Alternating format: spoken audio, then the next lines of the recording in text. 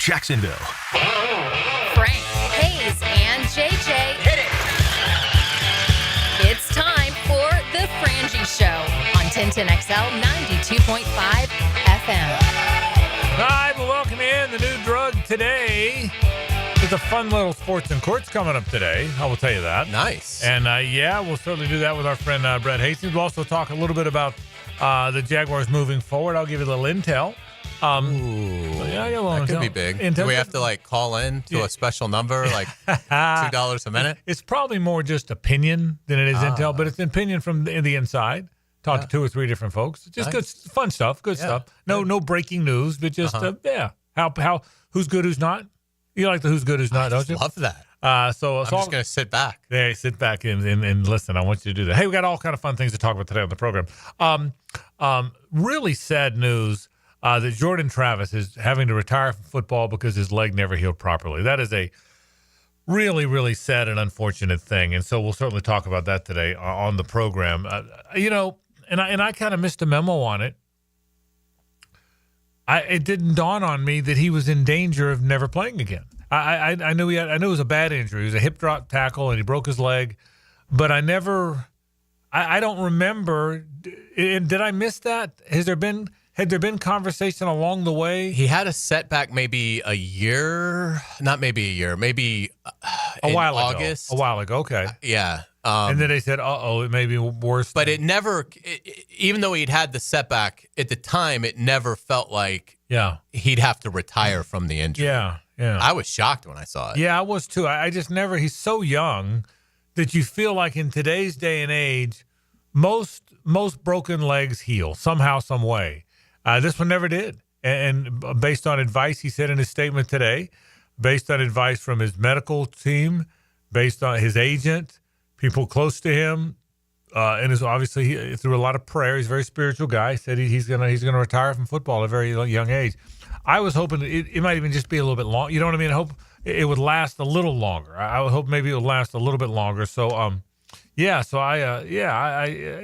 Leon sort of speculated that it might be, hey, he had an insurance thing and he couldn't collect if he played again.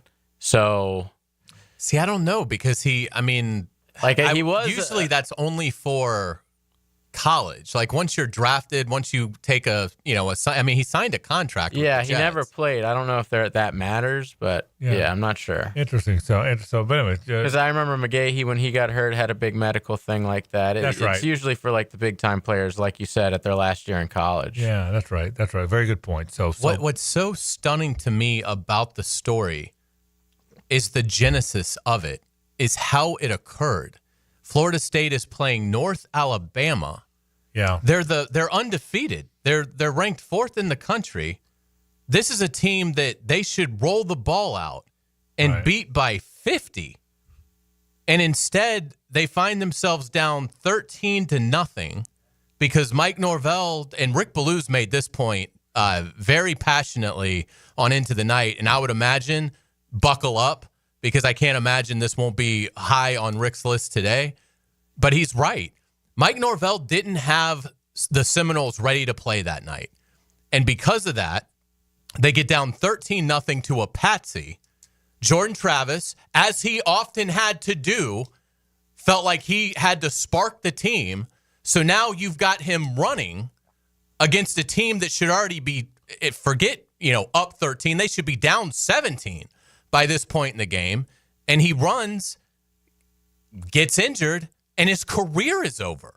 Yeah. It's just unbelievable. And obviously, we know what happened to their season. They were the undefeated ACC champions, get left out of the playoff. And I think with a healthy Jordan Travis, they absolutely could have beaten Michigan. Right. And I think Jordan Travis could have been a great NFL starting quarterback. Yeah. I mean, he has everything from a playmaking standpoint that would translate into today's NFL.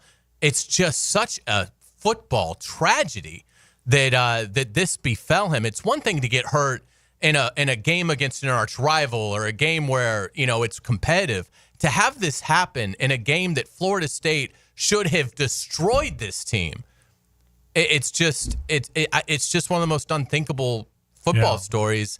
that I think we've seen in the last decade. Yeah, it's a really sad story. There's no question. It's a very, very sad story. There's no question about it. And again, it was a hip drop tackle. That's the one they're trying to outlaw and have outlawed. And a lot of it. And if you want to know what that is, essentially, I'm not going to describe it perfectly because there's a twist involved. But the bottom line is a defensive player grabs the offensive player by his torso or so, and then falls on his legs. Now he's got to twist a little bit for it to be a true hip top tackle, and there's a phraseology I'm getting it wrong, but essentially it is you grab him by the torso, and then you fall and you tackle him by your body falling on his legs. That's what a hip drop tackle is essentially. Again, it's not by definition. It's more than that. You have to twist a little bit. If you don't twist the body or your body, then it's not really. But you get the point. And it was very sad. So anyway, Jordan Travis retires, and that's really sad. He was a terrific player. And look, the other thing is the Florida State football program never recovered after that injury. I mean, at the end of that year, they got screwed over, and I'll stand by that till the day I die. That even without him, they should have been in the playoff. They were an undefeated team, won the ACC. I think they should have been in. They did not get in. All the players bailed. Georgia blasted them 63-3, and they were lousy the next year. So they've really never recovered. They really never recovered. I mean, since that loss, since they lost him, they beat Florida. They did beat Florida the next week because both Florida. Teams didn't have their starter. And they beat that's Louisville, right. I think. And then they beat Louisville in the ugliest conference title game you'll ever witness. But ever since then, they haven't been the same. So shame, Jordan. It is. It's unbelievable. Yeah. Speaking of retirement, our buddy Gene Frenette. Mike Dempsey had him on today, and Gene told a lot of stories from over the years. Gene Frenette retires after 44 years of doing it. And you know what? Tip of the cap to Gene. I said this on Twitter. His work ethic, I thought, was exceptional, and his passion for sports was exceptional. Gene, and I appreciated this about him, no sport was too small. We kidded him a lot about bowls, but he did a lot of high school stuff. He was always at a JU or UNF game, and he was assigned to the big games. In the biggest games the Jaguars ever played in their 30-year history, Gene was probably there. And so he was a tireless worker. And look, Gene's in the opinion business. That's what columnists are. We're in the opinion business. What radio hosts are. I didn't always agree with him. I didn't always agree with his take, but I thought he busted his butt. I thought he worked hard. 44 years later, Gene Frenette retires, and congratulations to Gene on a well-earned retirement. I mean that very sincerely. Yeah, well said. Yeah, congratulations to Gene Frenette. He's a great buddy of ours, and certainly we like to kid him, and he's a good sport. He's the ultimate good sport. Yeah, but you're right. His work ethic is exemplary. It always has been. There's no load management with Gene Frenette. Right. Like to your point, like he's showing up every game in the starting lineup, and he's going to give it his best. Yeah. And, and he's done it for 44 years. So it's his institutional knowledge is impeccable, and he's been a real asset to the sports community here. And, hopefully he'll still pop in every so often. He'll and we'll pop be able in. To see him. Yeah. He'll pop in. I saw him at church on Sunday morning, and he still had a pep in his step, and so he did. So he's like I said, Gene's a good man. So Gene retires after 44 years here. Gene got here in, I guess, 82, 81, 82. And I was a part-timer at the Times Union then. And then I started full-time about 2 years later. And Gene was here then. And then all these years. And listen, the newspaper business has taken a hit. We all know that. The newspaper business, it's been a tough go for the industry. And the newspapers shutting down all over the place. I mean, the Tampa Trib shut down, for God's sake. So, and a lot of people, me included, you included, two of us sitting in this room, bailed on the TU for, better opportunities. And when we're two of many that have done that.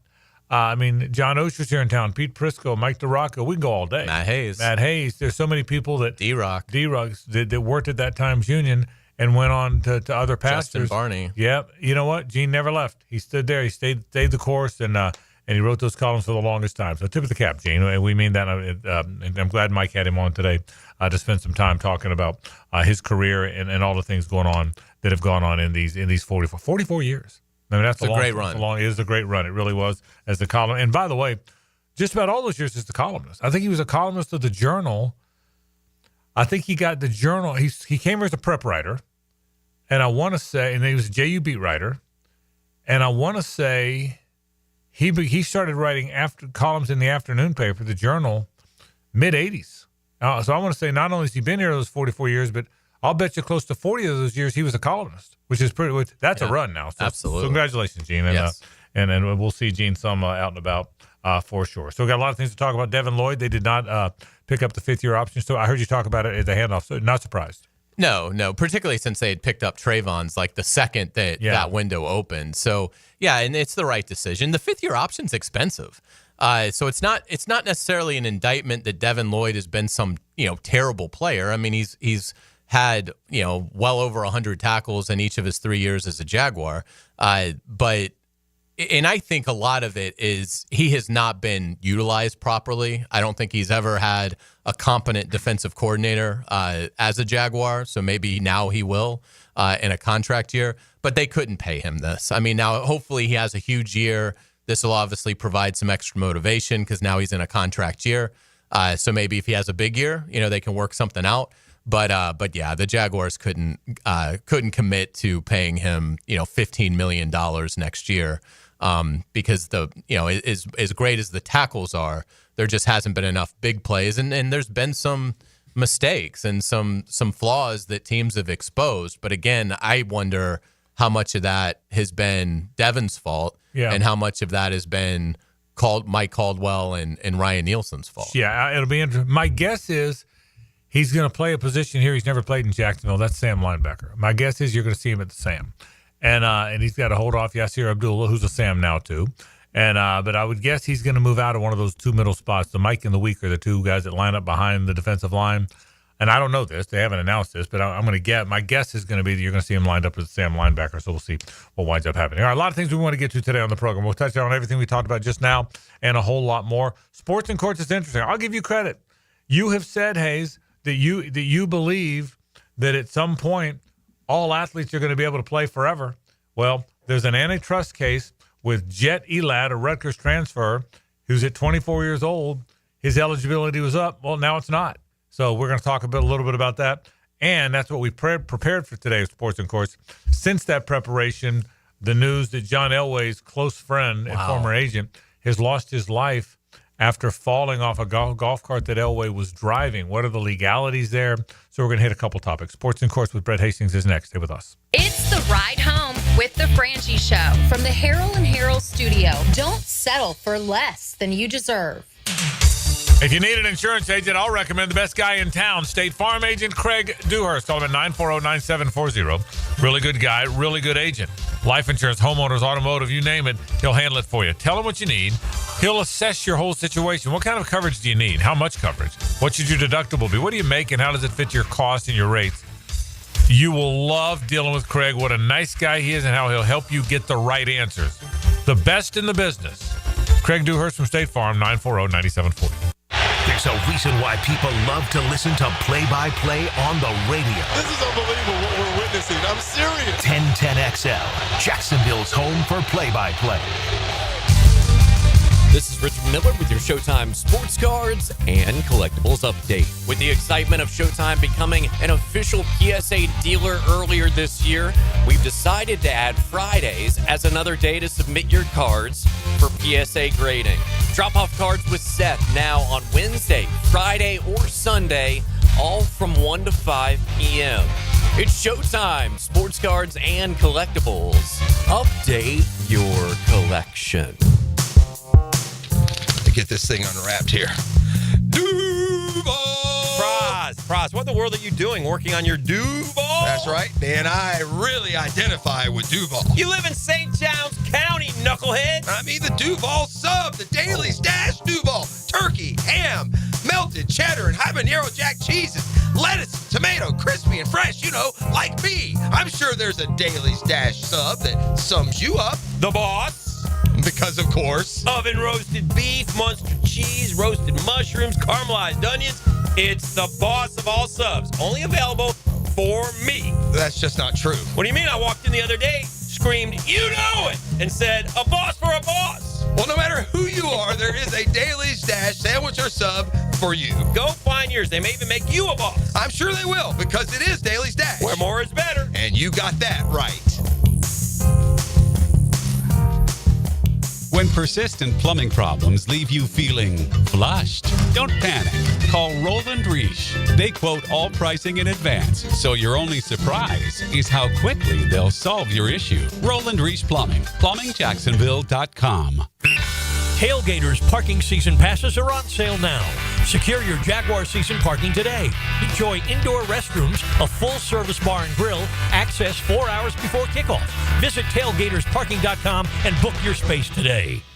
Join us at Miller Electric May 29th from 4 to 7 p.m. We're on the lookout for talented people, from entry-level to experienced electricians and foremen, security system installation and service technicians, fire alarm system service technicians, and both senior and junior VDV technicians. This is your chance to get hired on the spot. Meet the managers, indulge in delicious food, and snag some awesome giveaways. Don't miss out on this electrifying chance to power up your career. Miller Electric, May 29th, 4 to 7 p.m., 6805 South Point Parkway. Get to know the newest members of your home team with Draft Profiles. Who is that guy? Covered by River City Screens and Wicca Candle Bar. He's our #1 draft pick. The offseason rolls on with AA Automotive and 1010XL. This is Greg McGarity, President and CEO of the TaxSlayer Gator Bowl.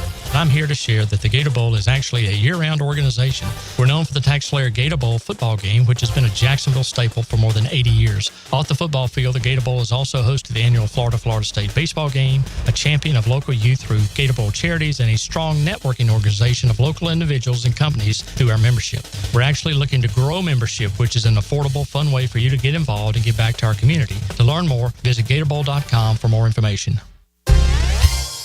Hey everybody, it's Mike Dempsey, and I only like to recommend the best, which is why I'm proud to say that I chose Pella Windows and Doors for my own home. And now's a great time to upgrade your home with 0% financing for 60 months. That's 5 years of interest-free payments on the best windows and doors in the business. Don't wait. Schedule a free consultation at PellaJacks.com or visit their showroom on Phillips Highway just north of Bay Meadows. For quality you can trust and savings you can't miss, that's Pella Windows and Doors.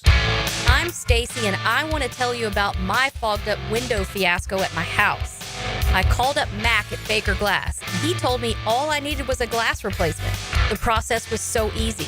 All within a few days, they came out, measured, called me with an estimate, cut my glass, and came out to install the new ones. Now my view outside is fog-free thanks to Mac and his crew at Baker Glass. And my neighbors think I got some fancy new windows. I'm Mac with Baker Glass. No one treats you better. What defines a hero? Dedication, loyalty, courage. Every day at AMCO, we serve heroes. For over 60 years, we've repaired and maintained the most critical public service vehicles. From complex transmissions to simple brake jobs with flexible financing and the extra safety precautions we need. The heroes we serve don't all wear uniforms. They're people like you. At AMCO, we're proud to serve all of you. AA MCO. Money tight? We can finance almost anybody. Find the AMCO transmissions nearest you at AMCOJacksonville.com. Firefighters, paramedics, police officers, they take care of us, and at AMCO, we're proud to take care of them. For over 60 years, we've repaired and maintained the most critical public service vehicles. As an essential business, we work on every kind of car repair with flexible financing and extra safety precautions. Essential, reliable, trusted. That's the men and women who are there for us, and it's our honor to be there for them. AA MCO. Family owned and operated in Jacksonville, Orange Park, St. Augustine, and St. Mary's, Georgia. AMCO Transmissions and Total Car Care. 1010XL is presented by Farah & Farah, exclusive injury law firm of the Jacksonville Jaguars. Protecting you and your family. Call 396-5555. Jacksonville. Now time for Sports and Courts, legal issues in the sports world with Brett Hastings from the Hastings Injury Law Firm. Hit back with Hastings. All right, Brett Hastings is here from the Hastings Injury Law Firm. We have a bunch of these we've talked about this year, but the latest thing, Brett, is another player is suddenly eligible when he wasn't going to be eligible. Is this similar? This is the player, by the way, is from Rutgers. His name is Jet Elad. Is this similar to the Diego Pavia thing? Yeah. In this case, they ultimately filed for an injunction, and the judge issued an order when, he put into place the injunction, and that's what he cited to. He cited to the Pavia decision. And if you remember when we were on Sports and Courts the last time, the Pavia decision was made the same way this court made. Then it went to an appellate court. The appellate court upheld it, right? So We're waiting to see if there would be anything above it. So the NCAA came back and said, all right, for this next year, there's a waiver for everybody in a similar situation. So Elad Jett was at UNLV. He decided to go into the portal, come to Rutgers. And I think this is what was important, and the court pointed it out. Didn't try to participate in the combine, a pro day, or anything else, and said, okay, I filed the waiver. We should be good. Rutgers didn't get any answer, right? Nothing comes back from the NCAA, which we know the NCAA is notorious for. They asked for a clarification, and then they denied it. So they immediately went and filed this injunction. And as we've talked about over the years, injunctions are really, really unique because basically the trial takes place at the beginning. So they went in and had a full-blown trial. They brought in Greg Schiano, other people that were parts of the university, and the judge cited to the Pavia case and then really cited, he said, listen, Greg Schiano wasn't here as an expert, but his testimony was highly persuasive.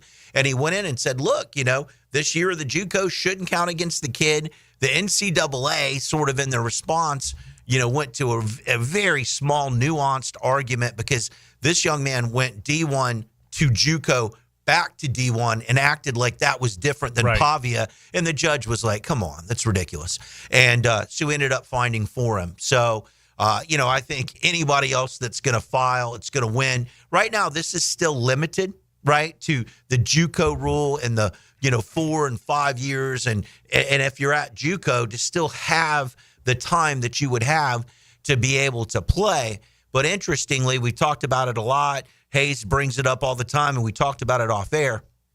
The court still, and just really some nuanced language, says, this is a violation of the Sherman Law, which is antitrust, and keeps talking about the labor market, right? And so we know this individual is not an employee of UNLV, nor was he an employee at Rutgers, but we all know it's just really kind of stupid. It's a facade, right? It's pay for play. He could come and make this money, should be able to have that opportunity. But in this case, really what the court was saying is, look, he relied on what was going on in this case precedent, didn't try to go and get prepared for the NFL, wanted to, quote, come make the money that he could in this labor market and be in the best position that he could be to go into the NFL in another year, and he should be able to do that. How much does it help the player's argument that the money has gotten so gigantic? There's a report in the Houston Chronicle today that the University of Texas will pay $35 to $40 million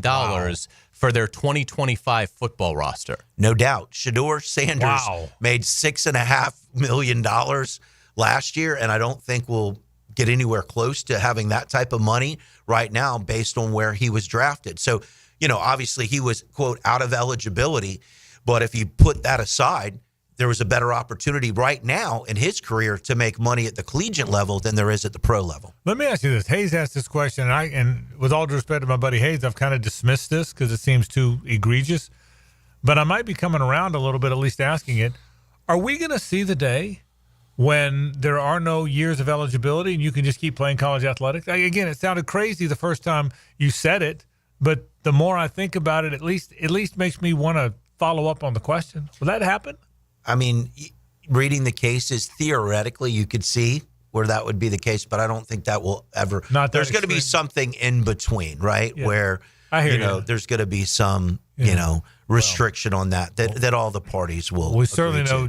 We certainly know. Would you tell me Chad Baker-Massar is 26 now? Yeah, and he's just on his way to a new school, USC. Yeah, right. Yeah. Well, and it's like, all of the schools now are trying to go get these international players, right? Yeah. They play on pro teams overseas. Right. And then they come over here at 24. You come here, right, and say, well, no, you were playing pro there, but you were just making NIL money here, so you're an amateur. So yeah. All right. So one other story. Normally we just do one story, but this is a really sad story. Jeff Spurbeck, longtime friend, business partner, a former agent of John Elway. I mean, a guy really close to Elway.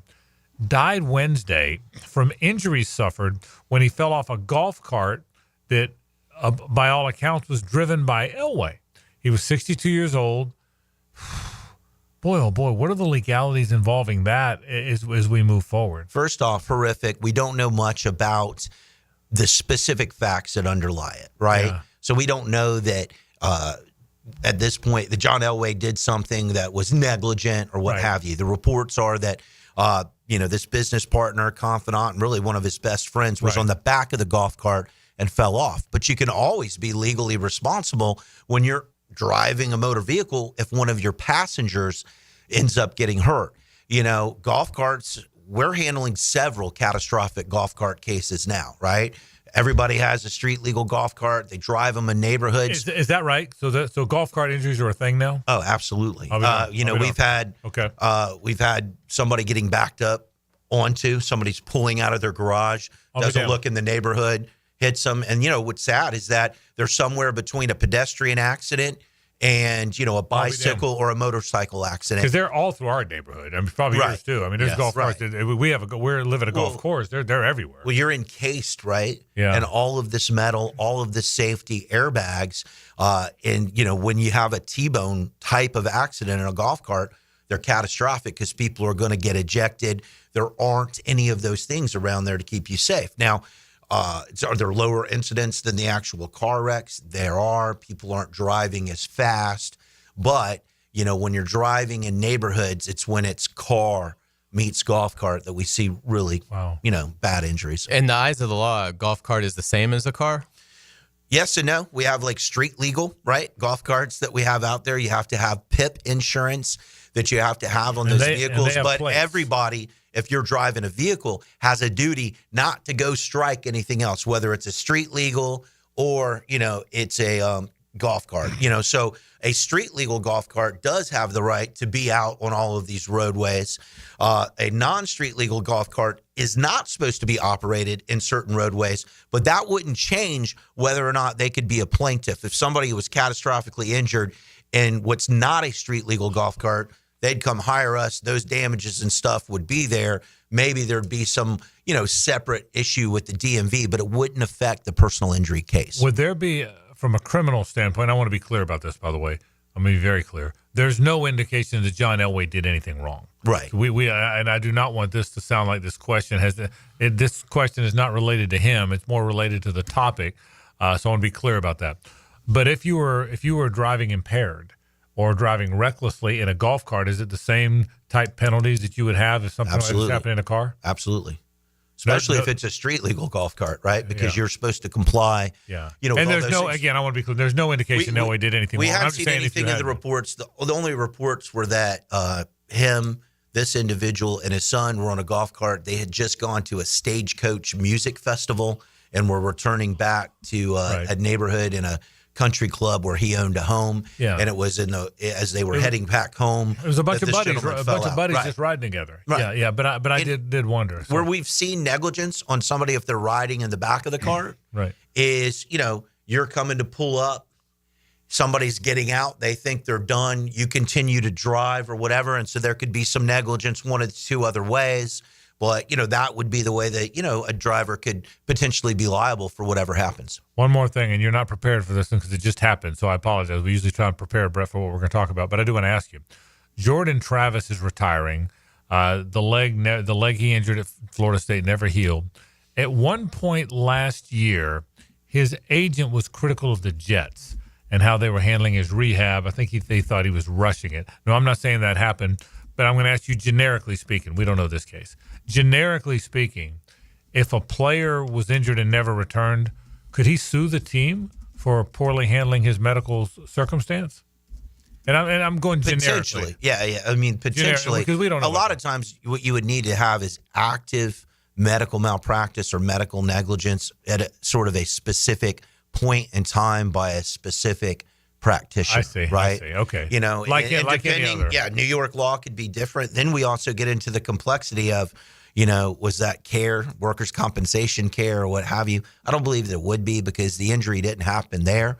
This was just the aftercare and the treatment. I was listening as we drove up here. What I think would be interesting is like if you get to the point where you say, look, you're not really going to be able to play at these levels. I would imagine that there would have been an insurance policy that would have been procured before, right? Like the old Lloyd's of London policies. Right? Yeah, Lloyd's of London policy, to protect and for him to be able to potentially, go make a claim as it relates to that and say, hey, but for this injury, I would have been here. And then, really you would have, other experts that would have to come in to testify. I would doubt that the carrier would just go, okay, yep, here's this amount.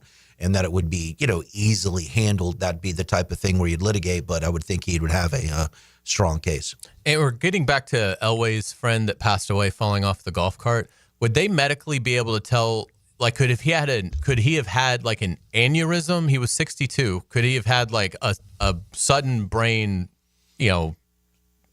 death? Right. Fallen out of the golf cart, hit his head. Would they be able to tell whether it was natural or whether he died from the fracturing of the skull? Yeah, the stuff that they can tell from the autopsy is really pretty remarkable. I mean, 20 some odd years ago, when I was a prosecutor, we tried a case where a bouncer struck somebody. And by the time he hit the ground, he was dead. And so he ended up being prosecuted, but through, all of the forensic medical stuff, he had a heart attack. And they were able to show that there were these other intervening things in between. So he wasn't ultimately convicted, of that crime. I mean, obviously, this is better left for some of the other medical experts and stuff we have here. But it's been my experience over the years. The two things that I'm constantly amazed are the ability in autopsies to determine the cause of death, and in fire cases for them to be able to determine the cause of fires with real specificity. So great, amazing stuff. Brett Hastings from the Hastings Injury Law Firm. Great work as always, Brett. We appreciate it. More in a moment. This is 1010XL 92.5 FM. The Frangie Show from the Harold and Harold studio. Don't settle for less than you deserve. Dan Hicken and Jeff Crossett. We're not a team.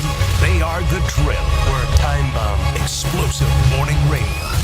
I don't find you threatening at all. On 1010XL. Are you ready to step up to luxury? Check out the power of our exciting 2025 lineup, including the Lyric, IQ, Optique, and the stunning Vistique. With over 15 electric Cadillacs in stock and more on the way, it's the perfect time to trade in your Tesla and embrace luxury with a twist. At Randy Marion, there are no tariffs. So visit Randy Marion Cadillac on Southside Boulevard, Jacksonville, and see why our electric lineup turns heads. Don't miss out. Drive Cadillac, electric or gas. We have both. Plus tax tag title $9.99 admin fee and resist all on approved credit. Fantastic news here. Due to overwhelming response, Beers Diamonds extending their amazing earring and bracelet sale for Mother's Day. Hicken here. So now through Mother's Day, you can still save up to 40% off diamond earrings and diamond tennis bracelets. It's Beers' most ambitious offer ever, and response has been incredible. The corporate-owned big box stores can't touch these prices. Beers locally owned, man. Say hi to the Lupos when you go over there. The freedom to give you pricing you deserve, highest quality diamond jewelry. Celebrate the mothers in your life with something they'll appreciate for decades to come. They also have special pricing on other Mother Day favorites, including colored gemstones, pearls, pendants, and fashion jewelry. Beards Diamonds, your destination for making this Mother's Day truly special. Don't miss Beards Diamonds' biggest sale ever. Up to 40% off Beards' already beatable value price. Now through Mother's Day at the Town Center. Only locally owned jeweler. It's Beards Diamonds. So, you finally have some time to yourself. Even if it is just the car ride home, it's you time. And look at you. Do not disturb set before you even got in the car? Impressive. You've earned this moment to just chill and drive. This break is brought to you by Target Zero and the Florida Department of Transportation.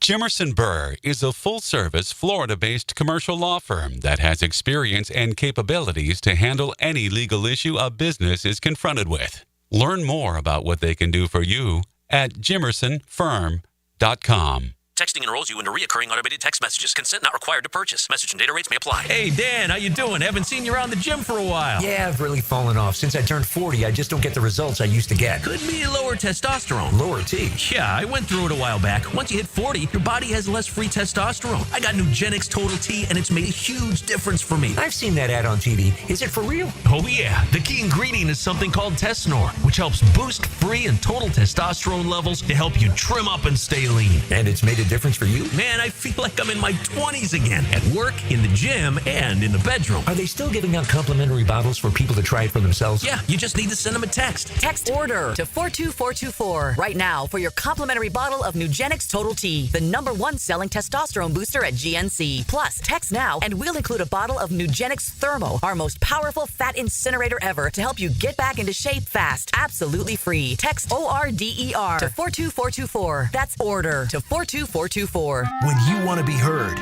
send your opinion to the 1010XL text line, designed by Lifetime Enclosures. Thank you for believing in me when the bosses didn't give me a chance. 641-1010. No texting and driving. Get your thoughts heard on 1010XL. Since 1901, generations of skilled union workers have built the backbone of our community. Hospitals, schools, the buildings where you work.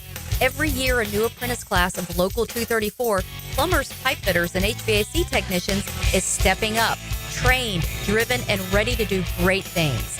They're not just building our city, they're building their future. Local 234, proud partner of the Jacksonville Jaguars. Visit UA234.com to become a member or contractor today. Are you looking for a place to outfit your truck or van? It's Catlin Truck Accessories. For 105 years and 4 generations, Catlin is the name you can count on.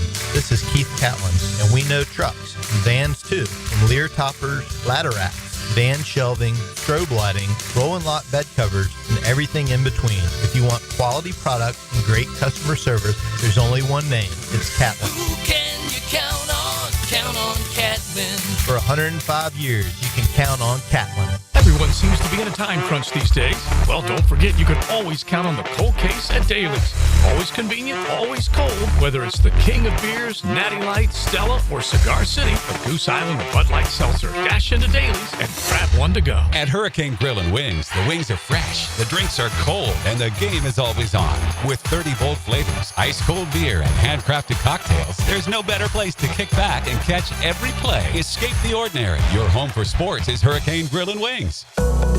Pickett here with my concierge doctor, Richard Townsend. Doc T, how does a concierge direct primary care operate? We are a membership-based primary care made directly between a patient and physician. We'll have a limited amount of patients that allows us to give unlimited access and personal service to you. This individualized approach has been shown to lower hospitalizations as well as maintain healthier lives. We also give 24/7 access via phone to me outside of our scheduled office hours. To learn more, go to mypvconcierge.com. 1010XL is presented by Farah & Farah, exclusive injury law firm of the Jacksonville Jaguars. Protecting you and your family. Call 396-5555. Jacksonville. Back to a Coyle & Sons Wednesday. Since 1927, they've been around the block and probably fenced it too. I thank my friends from Coyle & Sons. Saw those boys out there today. They were out there at the ballpark. Man, they've done so much for our walk-off ballpark. You've heard me talk about that batter's eye. Nobody could do it. The big black wall where hitters don't get killed so they see the ball coming out of it. You see them on major league stadiums and college stadiums. And my friends from Coyle & Sons are a fence company. They said, we got this. And they build a beautiful, beautiful structure. And that's what they'll do. They're creative. Rob's the fence guy, and he does such a good job. They're back out today looking at redoing all our fencing. That's how much I trust them. But not only residential or not only commercial stuff. They've done commercial forever. But now they do residential fencing. And listen, this is a company that's done this thing since 1927. They really are good at it. You'll really like dealing with their team. 904-356-4821. That's 356-4821. Or you can call them at coiljacks.com. That's COYLE Jacks.com. Again, if you need a fence, man, that's the name to know. That's a Jacksonville company. You want a Jacksonville company. My buddy Eric Gedemy bought the company, and he's grown it. So call the people at Coyle & Sons. You'll be glad you did. Again, if you need a fence, Coyle & Sons Fence. That's the name you need to look up, I promise you. That's the name for you. So I talked to some Jaguar folks, a number of them. I'm trying to circulate in the building here and there. The best player on the team that nobody's talking about? De'Ami Brown. Really? Apparently. And I don't know what happened the first years in Washington, but that stuff you saw in the postseason. Now, it did happen. It did happen. We're not imagining it. He was better than McLaurin. He was better than he was as good as any receiver in the league during that postseason. Part of that was Jaden Daniels, who's really good. By the way, Jaden Daniels is going to be so good, isn't he? Mm-hmm. But apparently, De'Ami Brown is the guy nobody's talking about. And there are people in that building that think there's not a significant difference. Now, there's a difference. Brian Thomas Jr. may be a Hall of Famer one day. Travis Hunter might be the best player to come through college football in years. But there's some that think when they line those guys up 3 wide, there won't be an appreciable difference in how the defense has to play those guys. How about that? That's incredible. I mean, imagine if De'Ami Brown is what they think he is. And again, I will tell you, I was told before the draft or before free agency that there's a receiver out there that might be really good that nobody knows much about, and that the Jags were going to – I didn't know who it was. I had no idea that the Jags were going to pursue. And I'm telling you, people are raving about it. No, because no one's talking about it. And why would you? You got Brian Thomas Jr. and Travis Hunter. You can't talk about everybody, you know? I mean, so – but apparently the buzz is when we get to see the full team, the mini camp, like the mandatory, the number 5 is going to jump off the page. Wow. I can't wait to watch. I mean, I'm serious. I mean, I've heard that from enough people now that I can't wait to watch it. That would be an incredible X factor for the Jaguars because, yeah, like to your point, if you're D'Amico Ryans or Shane Steichen or, you know, whoever in, you know, Callahan in Tennessee, I suppose, whoever his D coordinator is. I mean, you obviously are locking in this offseason on Brian Thomas Jr. Of course you are. There's tells. There's tells with every player. So really locking in on him. What does he give away? Maybe in his lineup. There could be dozens and dozens of things that they're able to pick up that can help them defend him. So that's coming, and I don't anticipate it really slowing him down, but they're in for a world of hurt if they kind of get a little bit of a better feel on Brian Thomas Jr. But now here comes Travis Hunter and De'Ami Brown creating consistent separation and explosive plays on the other side. Well, that's the thing. You know what Brian Thomas Jr. is. You have a pretty dang good hunch what Travis Hunter is going to be. If you got a guy that's like them, he doesn't have to be as good. If he's like them, I mean, like really like them. Right, just be in the same ballpark. Yeah, and same style. I mean, take the top off the defense. If you have 3 deep threats, I mean, how are you defending that? You know? Can't. And I'll tell you what I want to see at some point. And this is not to dismiss anything Travis Etienne or Tank Bigsby have done or will do. But I wouldn't mind seeing those 3 guys in the game with Tootin, because Tootin is so fast. I mean, just to see all those really fast weapons in there. Now, listen, I've also said, and I'll stand by it, I was very excited about watching Trevor Lawrence, super fast Travis Etienne, Brian Thomas Jr., Christian Kirk, Evan Ingram all together. I thought Gabe Davis was going to be good. He wasn't, but I thought he was. So, I mean, I go into every year kind of picturing this wide receiving, tight end, passing game core, you know, and I know that not everyone is going to wind up being Peyton and Edge and Reggie Wayne and Marvin Harrison and Dallas Clark. I figured out they're not all going to look like that, but that's your vision. You know, your vision is when you have that so many different ones, and I wonder if that's where we're headed. I mean, I really wonder if that's if you're headed to a team with all those weapons. Well, you go back to last season and what Brian Thomas Jr. was able to do as a rookie. I mean, again, he was 3rd in the NFL in receiving yards with 1,282.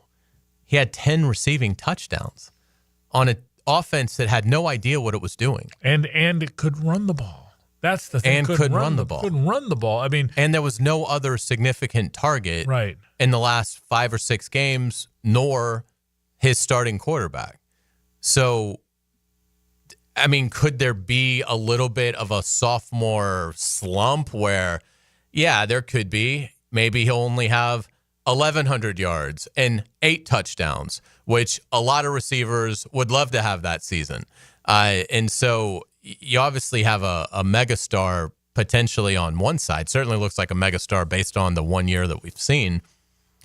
Travis Hunter is going to be able to separate in the NFL. Of course. Now, the only thing with Travis is health.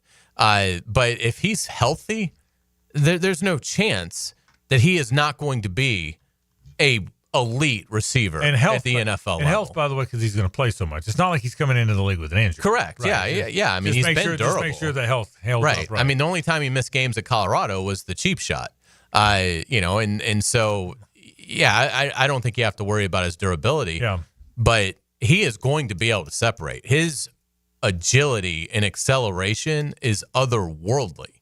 So, that's not going to be an issue. So, yeah, if De'Ami Brown is better than what even they had imagined, if he really is more that player that had the incredible tournament this past January, then, yeah, they're off and running. Now, again, teams won't be able to stop that as a trio. Right. But will they be able to pressure Trevor?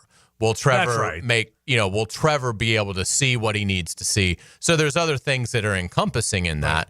But in terms of sticky coverage, you're not going to have sticky coverage on Thomas and Hunter, and you're really not going to have it if they have cultivated a third option that has that kind of electric playmaking ability. I've been told don't sleep on the one veteran, De'Ami Brown. Don't sleep on one rookie. Want to guess? One rookie. They don't normally say that about offensive linemen like this early. So, and by your tone, I'm going to go with a later pick. So let me get my list here. I'm going to say don't sleep on LaQuint Allen. Jack Kaiser. Now, that doesn't mean LaQuint Allen isn't good. Yeah. But apparently, here's what, and we don't know how it's going to play out. They haven't told us how they're going to line, and nobody's wink telling any of us they're going to line this way or line that way. But I am pretty sure that Foye Oluokun's going back to middle linebacker. I can tell you that. Whatever they were thinking last year, let's move Foye to Sam linebacker. I'm not as critical of the overall coaching probably as you and some others are. But some of the defensive choices they made, it was a debacle. I mean, Armstead outside and Foye, the best tackler in the league over almost 5 years, changing positions. Yeah, it was. That was almost. It was like they put 11 names into a hat. Yeah. And said, okay, who's going to be the outside linebacker? This is who we drew out of the hat. Here's how they overthought. And again, I don't harp on last year very much. It's over, but I will harp on this one thing. Here's how they overthought it. Devin Lloyd's a big physical guy. Okay, Foye Oluokun plays really well in space. So let's take the big physical guy and make him the middle linebacker. And let's take the guy who plays well in space and put him in the Sam because he's covering the tight end. Okay? That was the theory. I understood the theory. Your middle linebacker is one of the best middle linebackers in the league. What are you doing? He's one of the best in the league, and I can tell you he was perplexed by it. I don't talk a lot about the disconnects because I just don't, but I will tell you now, the disconnect between Ryan Nielsen and Foye Oluokun was real. I can tell you. And I get it now when you moved him. I mean, again, it's easy to pick on the coaches that aren't here anymore. I'm not trying to do that. But in this one instance, Foye Oluokun was playing Sam linebacker after he had proven to be one of the best tackling middle linebackers in the sport. Yeah, we were talking about a Pro Bowl season. Yeah, and so my guess is, this is my guess, that Foye will be the Mike, that Ventrell Miller will be the Will, and that Devin Lloyd will be the Sam. That is my guess how they'll line up. I could turn out to be totally wrong, but that's what I think they will do. That's what I think their natural positions are. For Devin Lloyd played on the line of scrimmage a lot at Utah. Ventrell was always either the Mike or the Will at Florida. So that's what I think they'll do. So if Kaiser is a star, who does he push immediately? Ventrell. Okay. I think that's the guy. I think that's the battle you're going to see. That'd be my prediction. Is the battle you're going to see is Ventrell and Kaiser. That'd be a great battle. Well, because two good options. And listen, Ventrell Miller's a good player. Yeah. That's not going to be an easy job. No, but to win. Right. But yeah, I don't know that he's beating out Ventrell Miller. I just know he's the guy they really like. Yeah. And so now look, Ventrell's got to play 17 games. That's what he's not been able to do. Not at Florida, not here. And so, but I can tell you there is a lot. I talked to somebody about Jack Kaiser today, not somebody that works for the Jags, somebody that kind of knew him from another life. And I didn't realize this, but Kaiser, we know the story. James Gladstone, who, by the way, does work for the Jags, we know the story of how a lot of the guys in the Senior Bowl were opting out of the game. And he said, I'll play in the game. Well, we've ran out of safeties because the safeties opted out. So even though he's a linebacker, he said, I'd go play safety. Even though he knew he might look bad, he didn't care. Well, that story.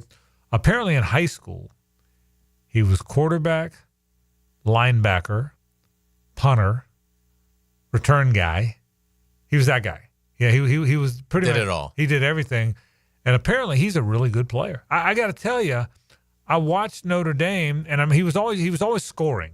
Remember how he was always picking up fumbles? Mm-hmm. He was always returning fumbles. But I didn't watch close enough to say, wow, that guy jumped off the page for me. If you watched Florida when Ventrell Miller was there, he jumped off the page. Without a doubt. You've watched him last year as a Jaguar. He jumped off the page because he's so explosive. I didn't remember Jack Kaiser. Now, maybe I didn't watch Notre Dame nearly as close as I did Florida, the Jaguars, obviously. But I didn't remember Jack Kaiser jumping off the page. Did you? When you watched it? I didn't remember him jumping off the page when I watched Notre Dame. But again, I don't lock into Notre Dame every week. Me neither. Not only hardly any weeks, I may turn them on if they're in the good game, but I'm not watching their weak side linebacker. But apparently he's a guy that people think is a really good player. So we'll see. Those both those names kind of excited me a little bit. That's great stuff. Yeah. So we'll see what winds up happening with that. We'll take a break. When we come back, I want to talk a little hoops. I want to talk a little bit more about the Jordan Travis thing. All that coming up. We got 1 hour to go in the program. This is 1010XL and 92.5 FM. It's the ride home with the Frangie Show from the Harrell and Harrell studio. Don't settle for less than you deserve. Frank Frangie here for Nimnick Buick GMC. You can experience professional grade at Nimnick Buick GMC, home of the largest inventory of GMC Sierras in Northeast Florida and Southeast Georgia. This month, save up to $10,000 off select new GMC Sierra 1500s or enjoy rates as low as 0% APR financing. That's right, 0%. You heard me right. Now, look, you can't find deals like this anywhere else in Jacksonville. Nimnick also has the largest selection of GMC's impressive SUV lineup, like the all-new redesigned GMC Acadia and the highly sought-after Yukon and Yukon XL. Curious about an EV? Save big with the all-new GMC Hummer EV, SUV, and truck. You get it. Nobody's got better stuff than Nimnick. Now's the time to experience professional grade at Nimnick Buick GMC. So who has put the most years and stands behind a better experience? Well, the answer is simple. Nobody but Nimnick. We are professional grade GMC. Follow your home team on your home station. That was just old school smash mouth football. 1010XL, home of the Jaguars. Big Chief Tire offers affordable quality tires for every type of vehicle. Frank Frangie here. Whether you're looking for all-season tires, high-performance options, or something more budget-friendly, Big Chief has the perfect set to keep you rolling. Their expert technicians ensure your tires are installed quickly and safely so you can drive with confidence. Visit WeKeepJacksRollin.com or call 904-932-0950 to schedule your appointment and check out their unbeatable tire deals today. Big Chief Tire keeps Jacks rolling. My son had a meniscus surgery a couple years ago. When it's smooth as silk, Dr. Kevin Murphy did it. Was playing tennis in 2 weeks. This is Patrick Malarkey, and I highly recommend Southeast Orthopedic Specialists. David Garrard here. I've had the PRP treatment from Southeast Orthopedic Specialists, and my knees are really doing well. Platelet-rich plasma treatment may be the answer for whatever is hurting you. Southeast Orthopedic Specialists. Hey, it's Matt Hays here with a challenge. A challenge might not be the best choice in words, so let's say an opportunity. Take the opportunity to lose 40 by the 4th with Awaken 180. It sounds a little different when you put a real goal to it, doesn't it? Maybe you looked at the scale this morning and it read 230 pounds. How about a reading 190 by the 4th? Maybe the scale says 300.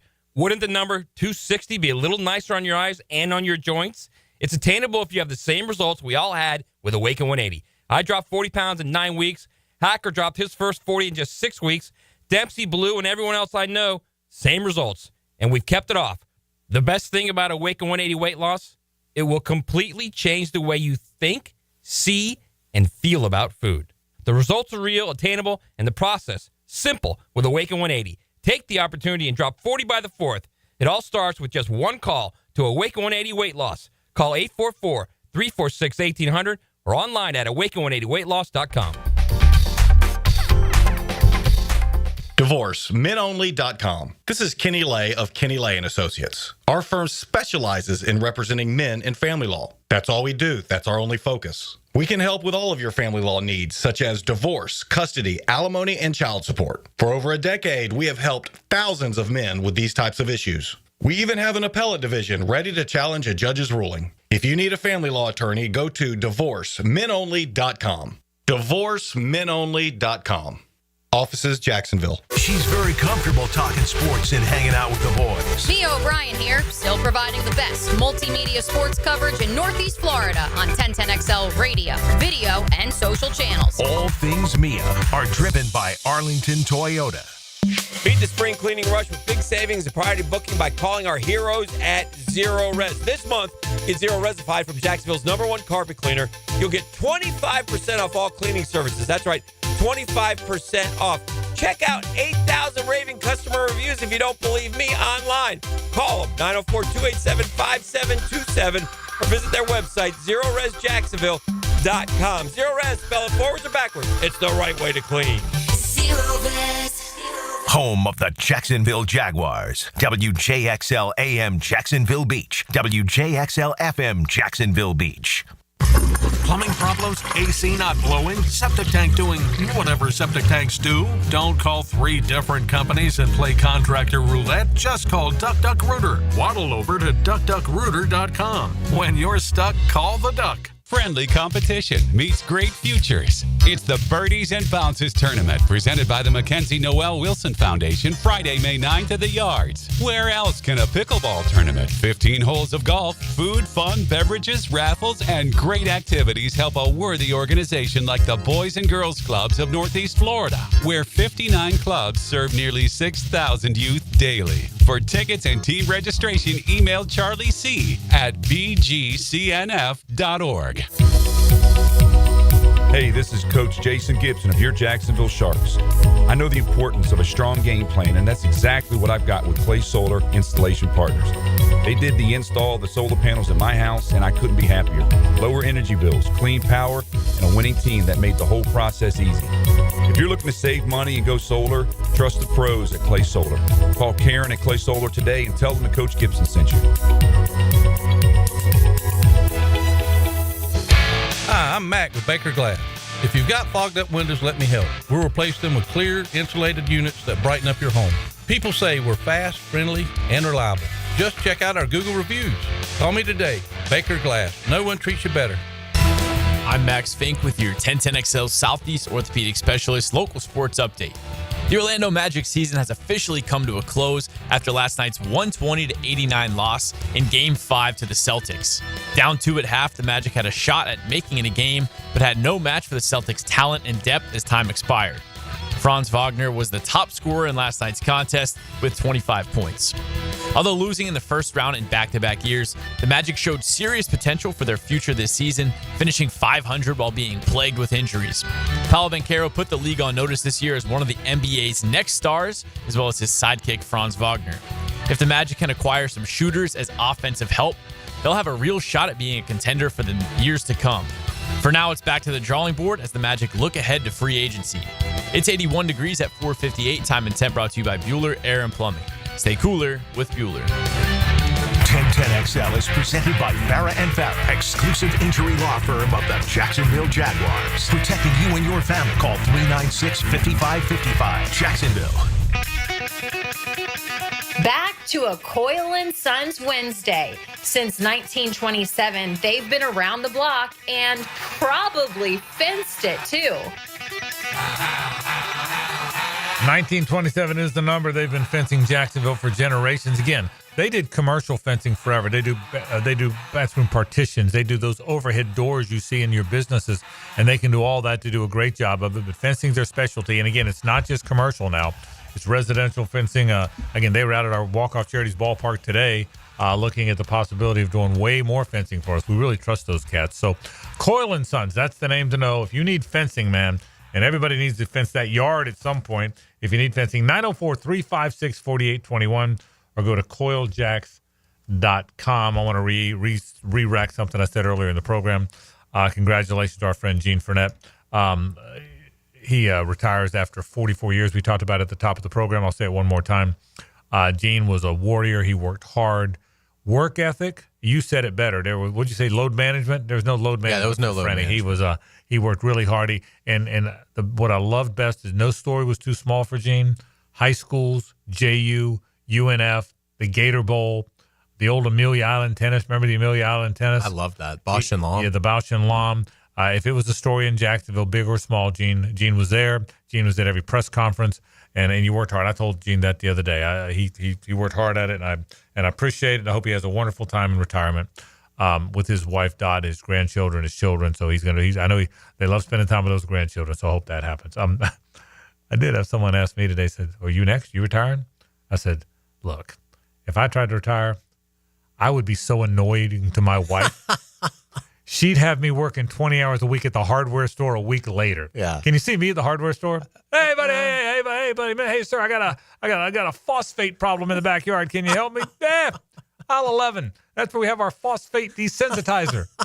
I'll walk over there with you with the apron. I mean, would anybody be more lost? Huh? Yeah. Than my that wife would be a little miserable. fish out of water. Oh, my wife would be miserable. Yeah. Why are you here? Why are you here? I retired. Yeah. Well, go. Go. Do something. Leave. Right. This is my place. That's exactly. I mean, that would be so this fast. is my space here. Oh my gosh, that would happen so fast. So it would take no time at all. I saw a college list the other day of SEC coaches. Did you see this list? I didn't. I think I heard about it, but is it the one? Go ahead. I didn't see it. 16 coaches. Okay. And do you know where Napier landed? 15? 15. Okay. I had heard that, but I didn't actually see the list. The list of the best SEC coaches in 1 through 16, mm-hmm. He was 15. Was 17 not available?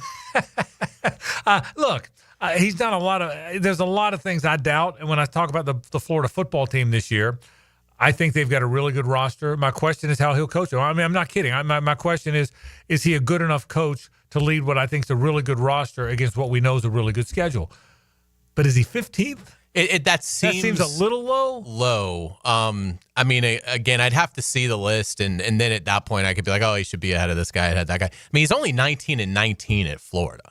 Yeah. So I mean, it's not like he's set the world on fire in Gainesville. That's great. Now and by the way, that's not 19-19 at Samford. Right. It's 19-19 at Florida. At Florida. It's a great point. So that's a hard one to argue. Yeah. Now, but you bring up, I think, a bigger topic, which I was thinking about this earlier today.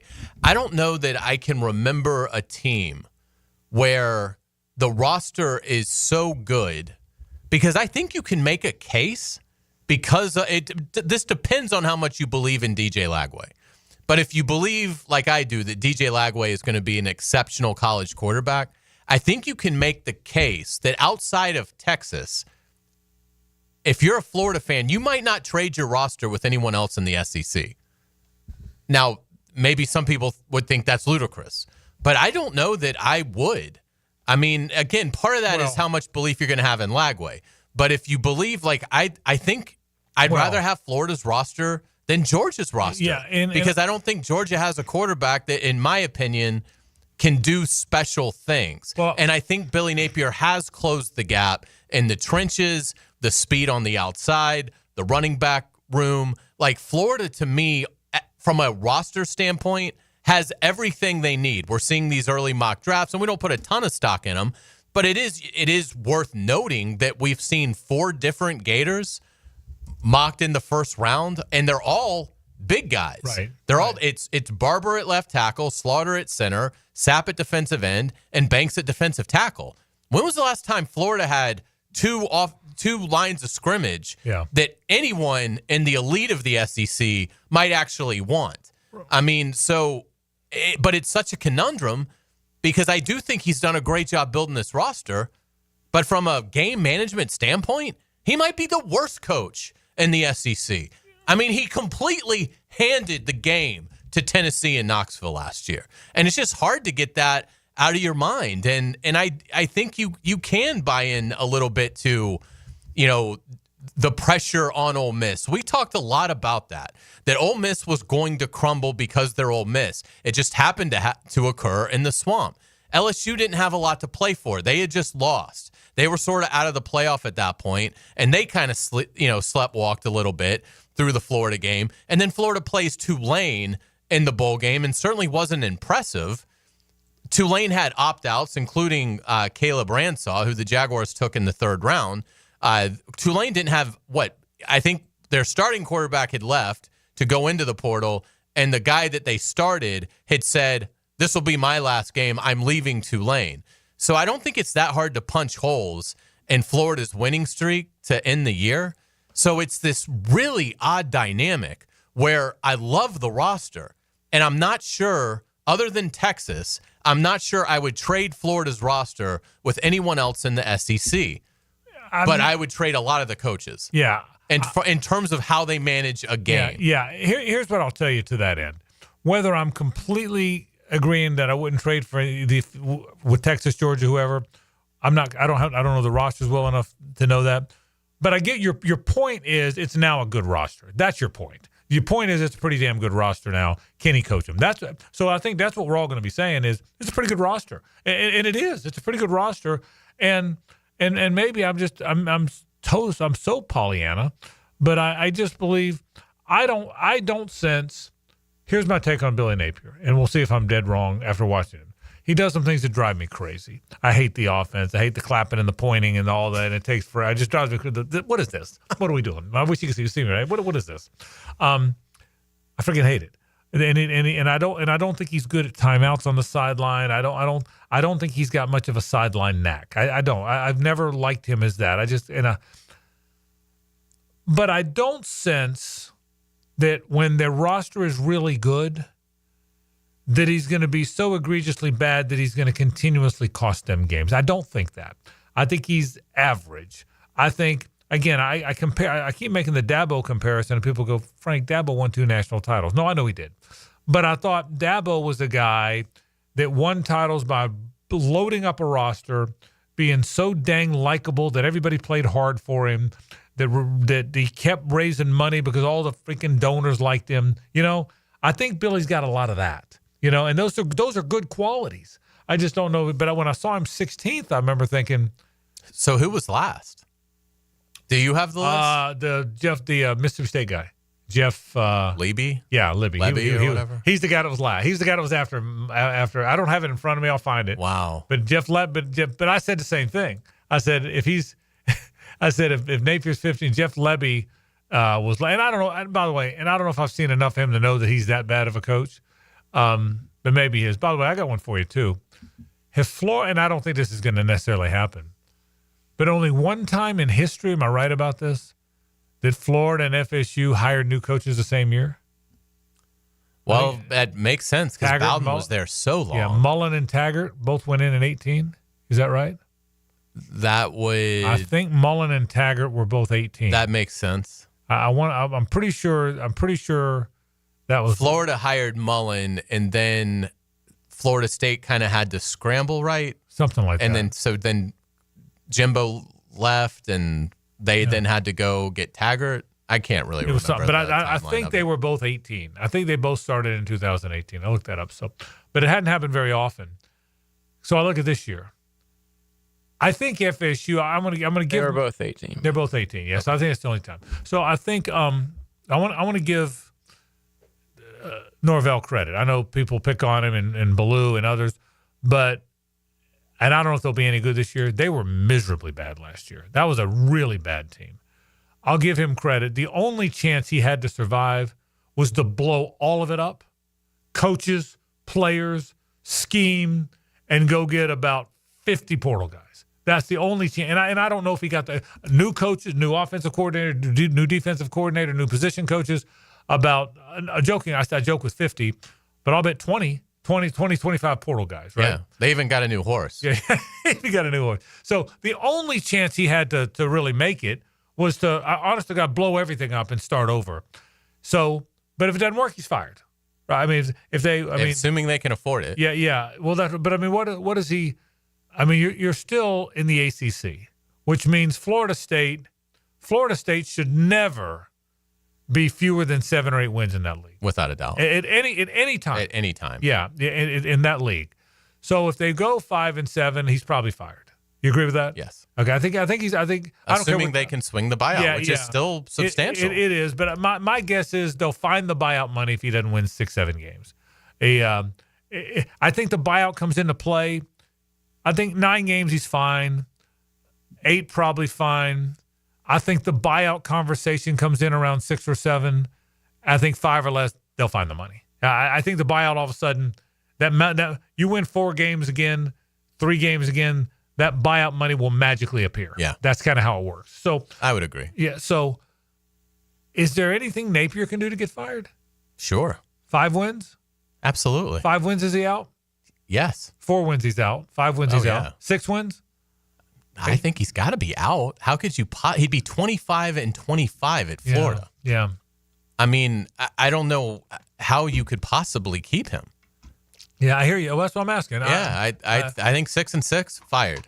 And it often comes down to how it comes about. Right. The one thing I wonder about is, and we're just spitballing this conversation. Does the enormity of the schedule help him? It helped him last year. What helped him, number one, the good finish helped him last year, but it all in the development of leg weight. But the fact that they did look at the fact that teams shouldn't play schedules that hard. I mean, that was ridiculous. That it turned out that LSU and Ole Miss and Tennessee and Georgia and Texas were all Miami, Texas A&M, Miami. There were that many good teams. I mean, and it's kind of similar this year because it's the same teams. They're not as good. Yeah, the quarterbacks are gone. Some of the quarterbacks are gone, right. but it's so. And the opener is easier. Yeah, you get a little bit more of an ease into this. Yeah, you're going to start 2-0, seeing the number 1 pick come to your house in week 1. Right, you're going to be 2-0. USF's way better than Long Island, New England, Short Island, Big Island, whatever. So they're better than Big Island. But they're going to be 2-0. But then you got to go to LSU. Then you got to go to Miami. Then so I just wonder. But anyway, back to the whole point of the topic. What do you think if he goes 6-6? Fired. Yeah. Yeah. I'm trying to go the other way just because it's better radio. Yeah. But fired. Yeah. I think 7-5. 7-5 with that schedule based on how it happens, who's hurt, who's not, how competitive are they. He could get fired. He could get fired, but I don't think 7-5 with that schedule is automatic fired. I think they'd like to get him because he's obviously a very good recruiter. So I think they'd like to get him to 1 year with a more reasonable schedule. Like the next schedule is going to be pretty good. You would think the league is going to relax the other than Florida's schedule. Yeah. So I would think there's going to be an awful lot of South Carolinas and Missouris and Vanderbilts and Arkansas. I mean, if anything else, you're going to drop Texas and probably pick up Oklahoma. Yeah. Well, that right there looks like it helps. Yeah, that's right. But to your point, you're probably going to they're not going to play LSU and Tennessee and Georgia and Texas and Ole Miss. And they'll get some. So I think it'll be better. It'll still be difficult, but it won't be what this has been. So I think they'd like to get him to a year where he has a more reasonable schedule. And you wouldn't have the Miami game, I don't think. No. I think that series ends after the trip to South. Right. And then it'll be back to your first 2 games or Charleston Southern and freaking Furman. Right. They'll get back to where that's what they're doing. But having said all that, what works against him is it is roundly agreed upon that it's a really good roster. That's what works against you. Is it's not just that it's your 4th year and you might be 25-25. Is that is your 4th year, you're 6-6 with a really good roster. There's nobody that doesn't think it's a good roster. Now, because we're Florida people, we may be hyping it more than it is. We might be, but there's nobody that doesn't find they can't, particularly if Lagway's healthy. Right. There's nobody, but there's nobody that can look at that roster and not think, okay, now that roster is decent now. I mean, again, they did, regardless of why, they did win their last 4 games. They did beat Ole Miss and LSU. They do have a little bit of momentum, and everyone's talking about how good they are showing up in all these mocks. I mean, they didn't have a player drafted until Saturday. Right. That's astounding. That's what he was playing with. Whether that's his fault or not, he was playing with a roster that none of the veteran guys went until Saturday. When that will certainly not be the case next year. I mean, we've already seen 4 or 5 guys mocked in these 2 earlies in the first round. Whether that holds or not, right?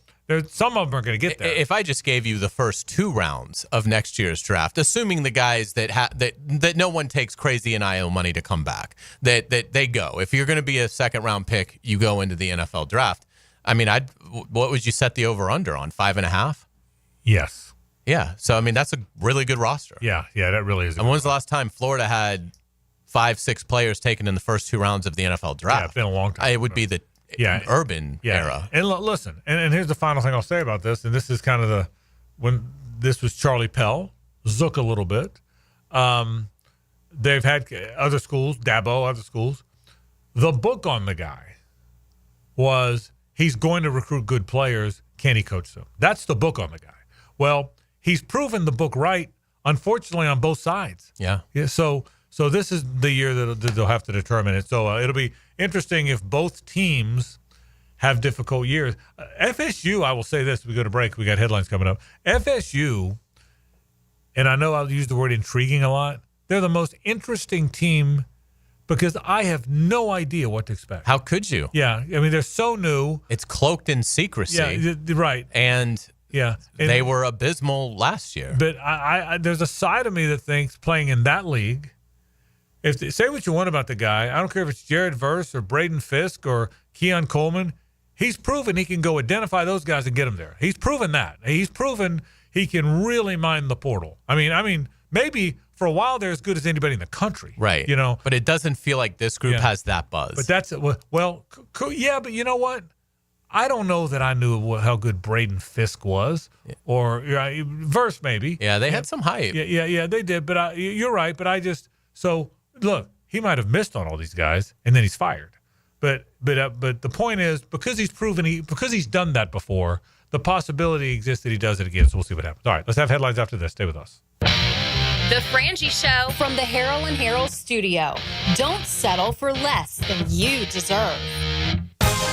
Frank Frangie here. These days, it's hard to know which companies to trust. But when it comes to banking, I trust South State Bank. South State truly values its customers, and they work hard to create meaningful, lasting relationships. I love going into my local branch. I see the same smiling faces I've seen for years.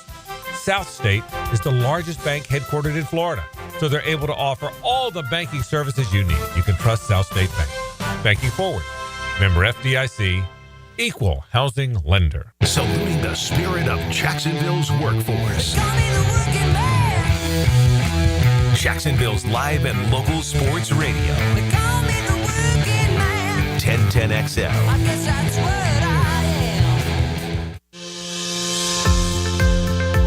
am. Fantastic news here. Due to overwhelming response, Beers Diamonds extending their amazing earring and bracelet sale for Mother's Day. Hicken here. So now through Mother's Day, you can still save up to 40% off diamond earrings and diamond tennis bracelets.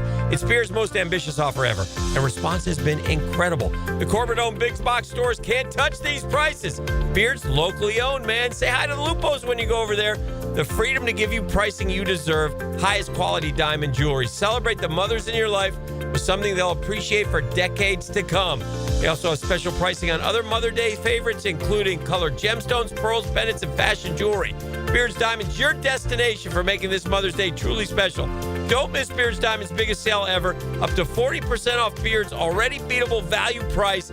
Now through Mother's Day at the Town Center. Only locally owned jeweler. It's Beards Diamonds. When it comes to your utility bill, JEA wants to help you use less so you can save more.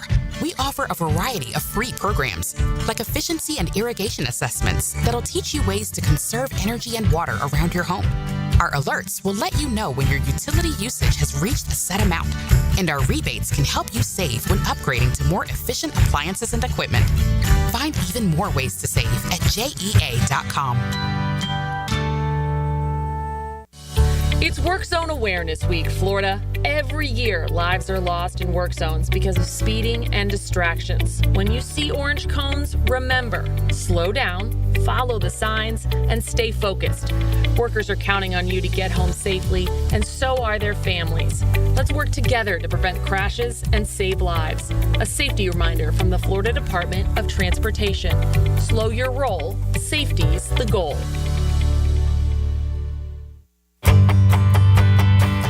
First Coast, I'm sure by now you have seen our bright green GFL trucks and containers throughout the greater Jacksonville area. We're an industry leader in solid waste and would love the opportunity to earn your business. We're committed to customer service, reliability, and have an unwavering focus on safety. Whether commercial or construction, let us haul your waste away.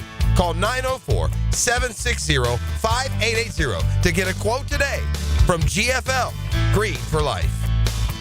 Are you 18 years or older, just got married, just got divorced, or have children? Listen up. Have you done your last will and estate planning? If you have questions, call Matt Hinson with the Hinson Law Firm. Reach him at 527-1700, offices Jacksonville, Florida.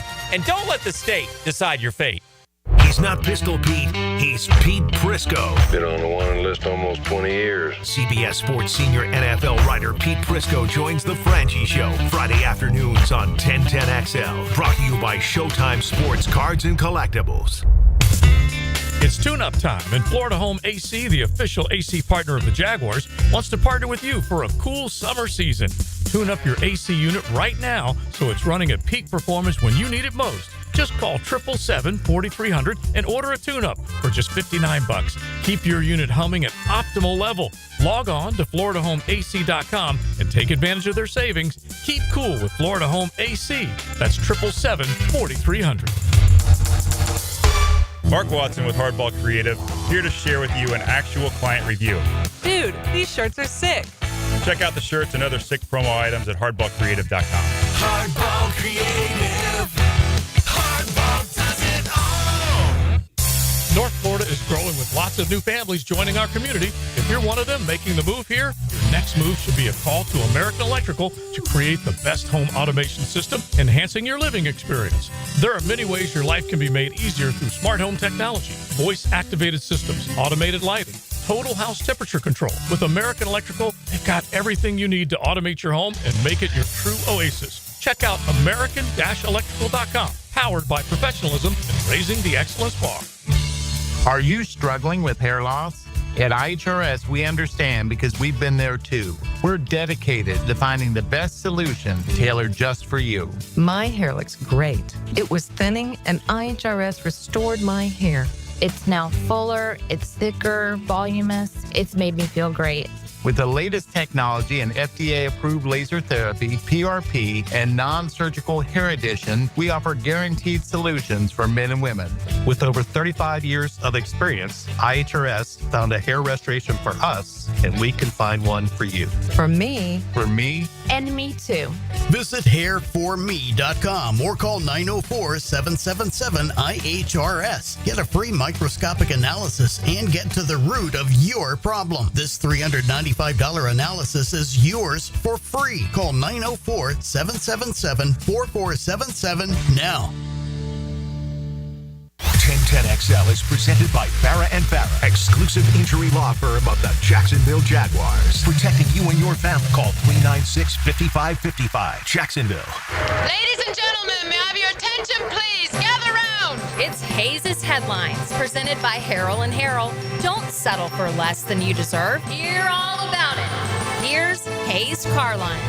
Welcome back to the Frangie Show. We're certainly having a lot of fun here. Thank you to our friends at Harrell & Harrell. Give them a call at 251-1111. Frank, we're going to start with the Jaguars not picking up the option, the fifth-year option, on linebacker Devin Lloyd. So he is officially in a contract year. The 26-year-old Lloyd has 355 tackles, 4 interceptions, and 2 sacks in his 3 years with the Jaguars. Yeah, I think Devin's okay. If you ask me to guess, I'm not sure he's here after this year. Obviously, not picking up the fifth-year option on these first-rounders is a story. I think he's going to wind up being the Sam linebacker this year. I don't think he's going to play one of those two Miller. He's been a Mike or a Will the whole time he's been here. I don't think that's what he is. I think he's going to play in the line of scrimmage this year. So I wouldn't be surprised. I was not surprised, and would not be surprised if they don't bring him back after this year. Don't find it if they don't extend him or whatever. Yeah, I would agree. It's the right move. It's an expensive option to pick up, so that's a big part of this. He would have to be really good to warrant taking that kind of financial risk. We'll keep it with the Jaguars. The Athletics' Josh Kendall did his initial power rankings. This was surprising, and I don't often defend the Jaguars, but I'm going to here. He's got the Jaguars 30th in his power rankings, worst in the AFC South. I do not see that. They may not challenge Houston for the division, but I don't see them going backwards unless Liam Cohen really has no idea what he's doing. I completely agree with you. I think you're right. We know the team better than Josh Kendall and some do.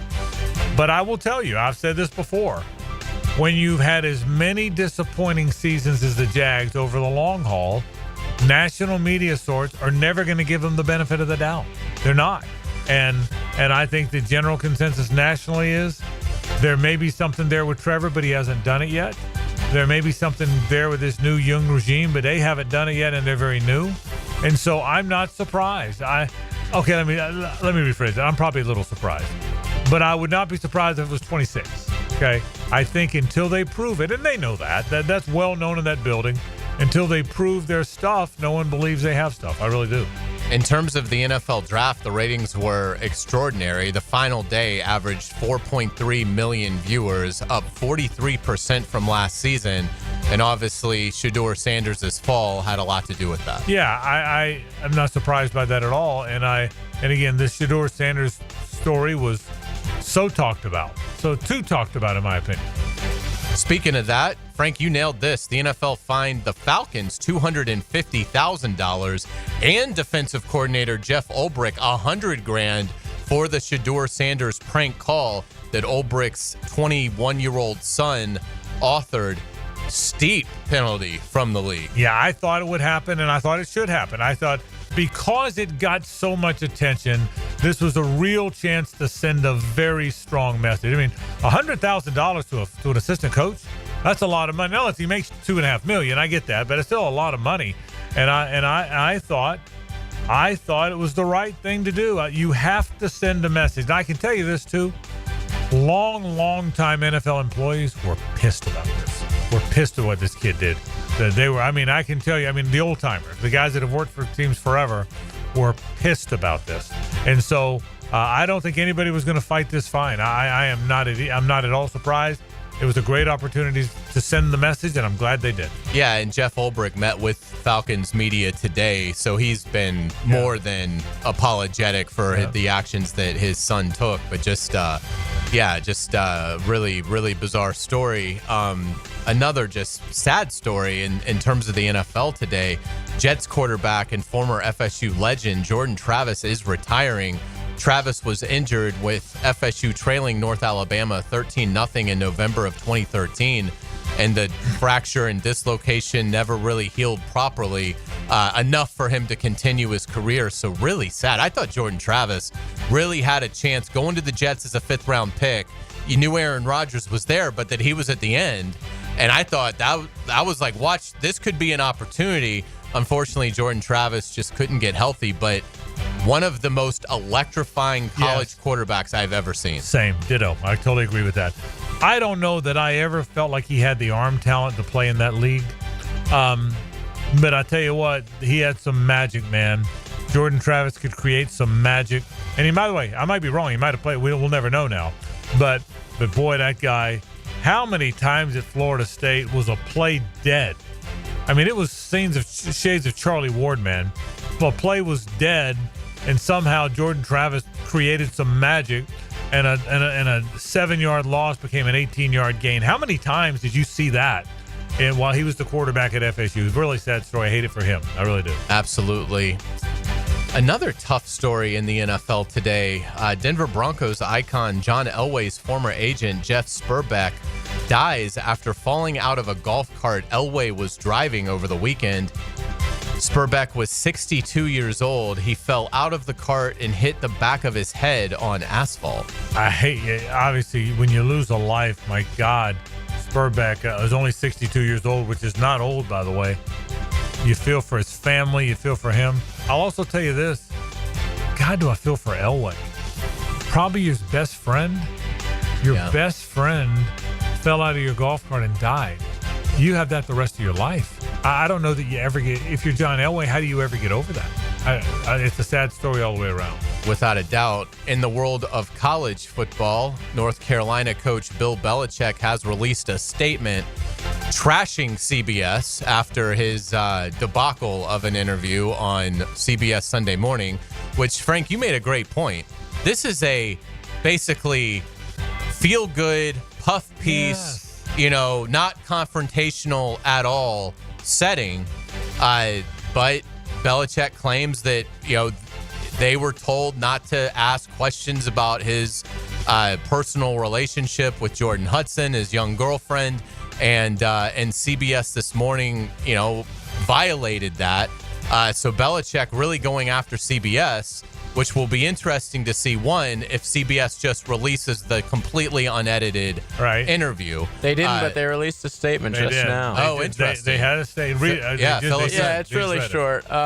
When we agreed to speak with Mr. Belichick, it was for a wide-ranging interview. There were no preconditions or limitations to this conversation.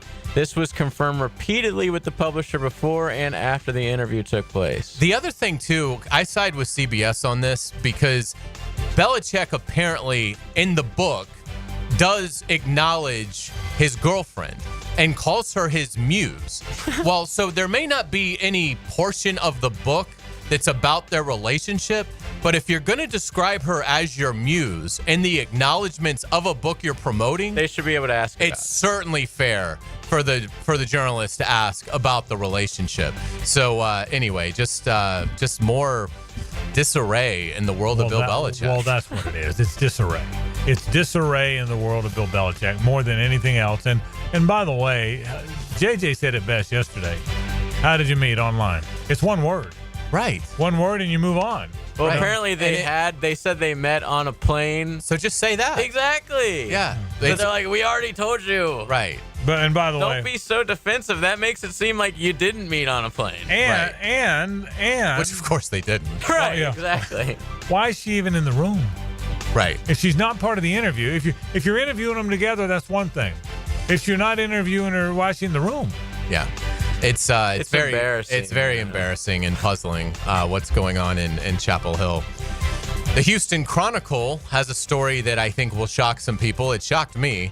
The University of Texas is reportedly spending between $35 and $40 million on their football team this season. And I assume that means that's their payroll?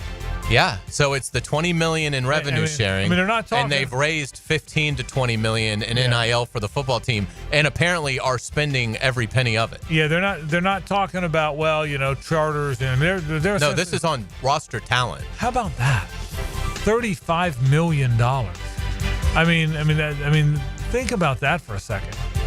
For a college football team, but again, when there's no cap, Where will it be in 5 years? Well, I bet you in 5 years the Longhorns are paying $100 million. For that's the question: is there something since the revenue share is going to be in place, since there's no cap on what the NIL can be? Will the NCAA, will the Big Ten and SEC, when they start their combined league, have a salary cap? That's the question you have to ask. Absolutely. And that would be very interesting because at that point you'd have to share the contracts with everybody so everybody knows you're playing above board. But just shocking where college football has gone. Let's get it to the NBA. The Pacers stunned the Bucks 119-118 in overtime to win the series. Indiana scored the final 8 points of the game. Is this it for the Greek Freak in Milwaukee? I don't follow close enough. I'll defer to JJ. But he's certainly not as young as he once was. Is there another run left for the Bucks, JJ? I hope so, and I hope he stays because he's always been that guy that everyone would be like, oh, he's so loyal, and he just seems to love it here, and he's always been really humble. I hope he doesn't just go to like the Nets and they have to rebuild to win around him or something. It's just, I don't want him to turn into like Durant's career. So I hope he does stay around, and I think he does. Boston crushed Orlando 120-89 to eliminate the Magic. How will the Magic improve their shooting woes this offseason, and might that involve Walter Clayton Jr.? Well, apparently, and again, I don't follow it closely, but apparently that's the thing. That's the thing, is they can't shoot it. They don't have any shooting. And I will. Was it a successful season for the Magic? No, because they made it this far last year. Oh, they did? Okay. So. And apparently to hear, Hacker does a great job talking about it, but in reading stories today critical of the Magic, like they knew their issue all off season was you can't shoot it. And they did nothing to address it. And apparently they weren't just last in the NBA in 3-point percentage. They were last by a mile in it. So and Wagner, who they thought would take a step up this year, regressed. Wow. Yeah. So really, it was good in the fact that their star gotten better. They can see that they have a star for the future, but the rest of the team absolutely not. And they aren't going to have a lot of money to spend in the offseason. It's going to be tough. Going to be tough. The Pistons forced Game 6, beating the Knicks 106-103. That one surprised me. I thought that's become a pretty good series. I thought the Knicks, again, following it as best I could, would have an easier time with Detroit than they've had. The Pistons have had a lead in every fourth quarter in the series. Wow. They could easily have won this. The Nuggets handled the Clippers 131-115 to take a 3-2 lead in that series. Jamal Murray scored 43 points on blistering 17 of 26 shooting. You know, they still got all their guys. You know, they still got him. They've still got Jokic. They still, I mean, if you think about it, the guys that when they were so good 2 years ago, when it was 2 years ago? 2 years ago, right? Yeah. They still got all those guys, man. You know, a lot of times in the NBA, you don't, I mean, you're talking about the Bucks. The Bucks don't have Drew Holiday anymore. They don't have Chris Middleton anymore. They don't have remember all those guys? Right. They don't have those guys anymore. JJ, the Nuggets still have all those guys. They do, and a lot of people pick the Clippers. I don't think the series is over. I mean, the Clippers could easily win 2 games, but it's just like, yeah, when you have the best player in the world, it's going to be hard to come back from that, especially Harden went into playoff Harden mode last night and just absolutely disappeared. The Warriors and Timberwolves try to close out their respective series tonight on the road. Can the Rockets or Lakers force a Game 6? I hope the Lakers can, but I don't think so. I think I even think the Rockets have a better chance than the Lakers do, but no, I think both series end tonight. Let's get it to Major League Baseball. The Braves are heating up, just 1 game under 500 after starting the season 0-7. Atlanta is 14-15, 2 games back of Philadelphia for second in the NL East, and 6.5 back of the New York Mets. Well, they just lost, unfortunately. Oh, they did. Okay. So the woeful Rockies. Yeah. Wow. Got their 5th win of the season. 4-25 going into the day. Braves got like 2 hits today. Awesome. But after that 0-7 start, the Braves were until today. Yeah, they're playing a lot better. They were 14-8. You know, they were 14-8 after the bad start. But the Dodgers this weekend, man, you don't want to get embarrassed like you did at the beginning of the season, get swept. I watched the Dodgers play the Pirates. I watched all the games. The Dodgers have a guy named Andy Pages, the center fielder. He was 10 of 11 in the series. Yeah, he won National League Player of the Week. Think about it. Wow. Did you know that's the best series in the history of the National League? Really? There's never been another 10 of 11 in the history of the National League. You would have thought maybe Tony Gwynn at some point would have had a weekend like that. That's so hard to do. That's crazy. In the American League, they had a guy go 12 for 12 in a series. Wow. But was that Molitor? It was 100 years ago. Oh. But the National League has never had a guy go 10 for 11 in a series. And the senior circuit. And to do it against such a great team like the Pirates. Yeah, imagine that. It's crazy. but it had never happened. I was watching it. Yeah. Think about all the stars they have and he bats Andy 9. Pages. He bats 9. Yeah. He was a 9-hole batter. By the way, Max Muncy, who 5 years ago was one of the best hitters in baseball, hits 8th. Wow. He's been bad this year. I mean, their lineup is. But let me tell you, first and second. Otani and Betts. Yeah. Okay, I don't really care what I don't care what. Not even to mention Freddie. Freddie Freeman's 3rd and Teoscar Hernandez is 4th. But Otani and Betts are 1st and 2nd. It could be Otani, Betts, Carlyon, La Selva, and you might probably win the division. And you'd win the division, right? Yeah, absolutely. In local media, we've mentioned this a couple times earlier, but we'll do it once more. Hat tip to Gene Frenette, the Times-Union sports columnist who is retiring after a 44-year run with the paper, a wealth of institutional knowledge, and we will miss not seeing him around. Luckily, he will still tweet. Yeah, like you said, 44 years. 44 years of covering sports that matter in Jacksonville. Nothing too big. He was at all the big events. And again, I'll say it again, nothing too small. He was never too big a deal in his mind to not go to JU, UNF, high school stuff, Gator Bowl stuff. I appreciate that about Gene. I appreciate how hard he worked. I told him that when I saw him. I've texted him that, and then I said it today on Twitter. His work ethic and passion for the sports around here were beyond exemplary, and a hat tip and a well-deserved retirement for Gene Frenette. Well said. We'll get you out on our musical note of the day. We're celebrating the bands voted into the Rock and Roll Hall of Fame this week. Today it's Soundgarden's turn. The band was part of the Seattle grunge sound that took over rock in the early 1990s, along with Nirvana, Alice in Chains, and Pearl Jam. The band is no longer active following the death of lead singer Chris Cornell in 2017. This is Black Hole Sun. The good year, I thought. I thought this year in the Hall of Fame, they did some mopping up. They mopped up some. Did you think that? Yeah, like with Zevon Bad Company. Yes, they Cyndi Lauper. I mean, Cyndi Lauper. They mopped up some names. Yeah. That probably were big enough names to get noticed and just didn't. I was surprised. I like the White Stripes, but I was surprised they got in. They feel like they. I mean, you got to be like 25 years removed from your first album. It's amazing they're that old. But, and I don't know enough about them. Yeah, but that one's surprised. That's like first ballot stuff. I agree with you. We'll take a break. Wrap the program after this. Well done. The Frangie Show from the Harrell and Harrell studio. Don't settle for less than you deserve. This is Brett Musburger's Visa in Action update on 1010XL. Brought to you by Duck Duck Rooter Plumbing, Septic, and Air Conditioning. When you're stuck, call the Duck. Proud partner of the Jacksonville Jaguars. Some players' futures in Major League Baseball. Aaron Judge, a betting favorite to lead the year in home runs. He's at plus 105. The Dodgers' Shohei Ohtani plus 500. Mike Trout of the Angels plus 1,000. Fernando Tatis Jr. of the Padres plus 1,200. Bobby Witt Jr. of the Kansas City Royals, a betting favorite to lead the season in hits. He is at plus 400. Stephen Kwan is at plus 450. Luis Arraez at plus 850. Philadelphia Phillies pitcher Zach Wheeler is the betting favorite to lead the league in strikeouts at plus 360. Paul Skeens of the Pittsburgh Pirates plus 500. Garrett Crochet of the Red Sox and Tarek Skubal of the Tigers both plus 700. Earn cash back on your gaming transactions with the GBank Signature Visa Card at vsin.com/GBank. I'm Tony Desiri with your Visa in Action update on 1010XL. Got a leaky faucet, AC blowing hot air, a funky smelling septic tank? No worries, Duck Duck Rooter has your back. We're your one-stop shop for plumbing, septic, and air conditioning, so you can stop juggling 3 companies and just make one easy call. Our expert techs are fast, friendly, and really know their ducks. I mean stuff. Call 904-862-6769 or visit duckduckrooter.com. Duck Duck Rooter, plumbing, septic, AC, and a whole lot of quacking good service.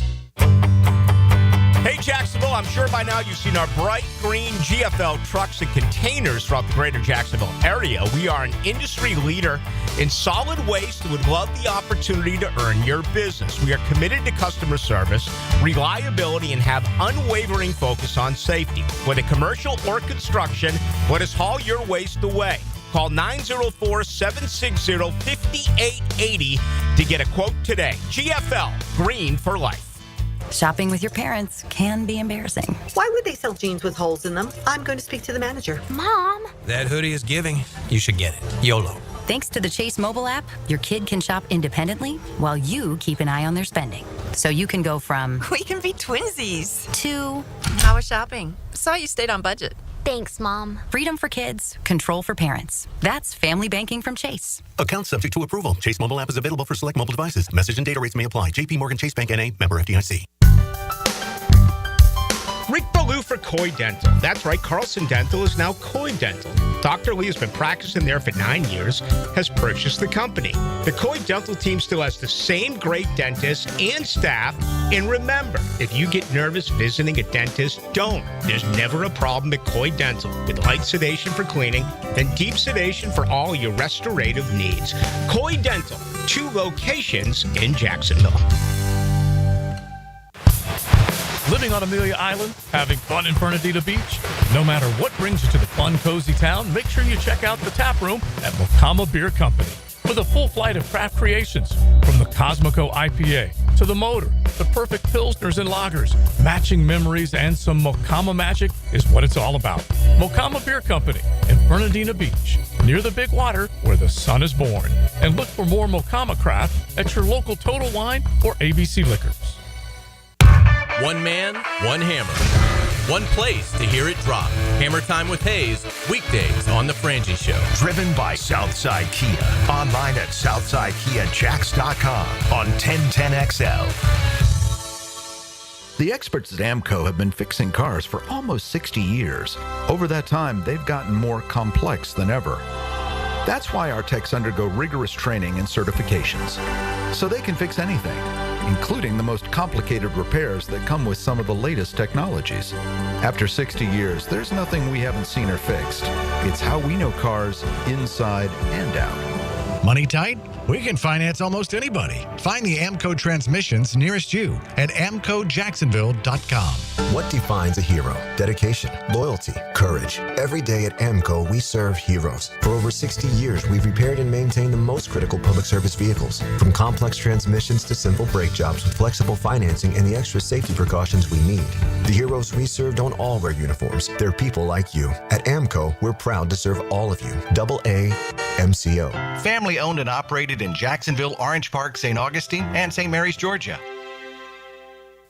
Keeping kids active is a full-time job for parents. Look no further, though, than I-9 Sports, covering Duval, St. John's, and Clay to get your youngster in the game. Spring and summer registration open right now for flag football, soccer, t-ball, and basketball. Plus, all new girls volleyball at Duval Charter Bay Meadows. I-9 Sports with fields and gyms all over 3 counties. And the best thing is I-9 Sports offers sports year-round so kids can always find a sport to play.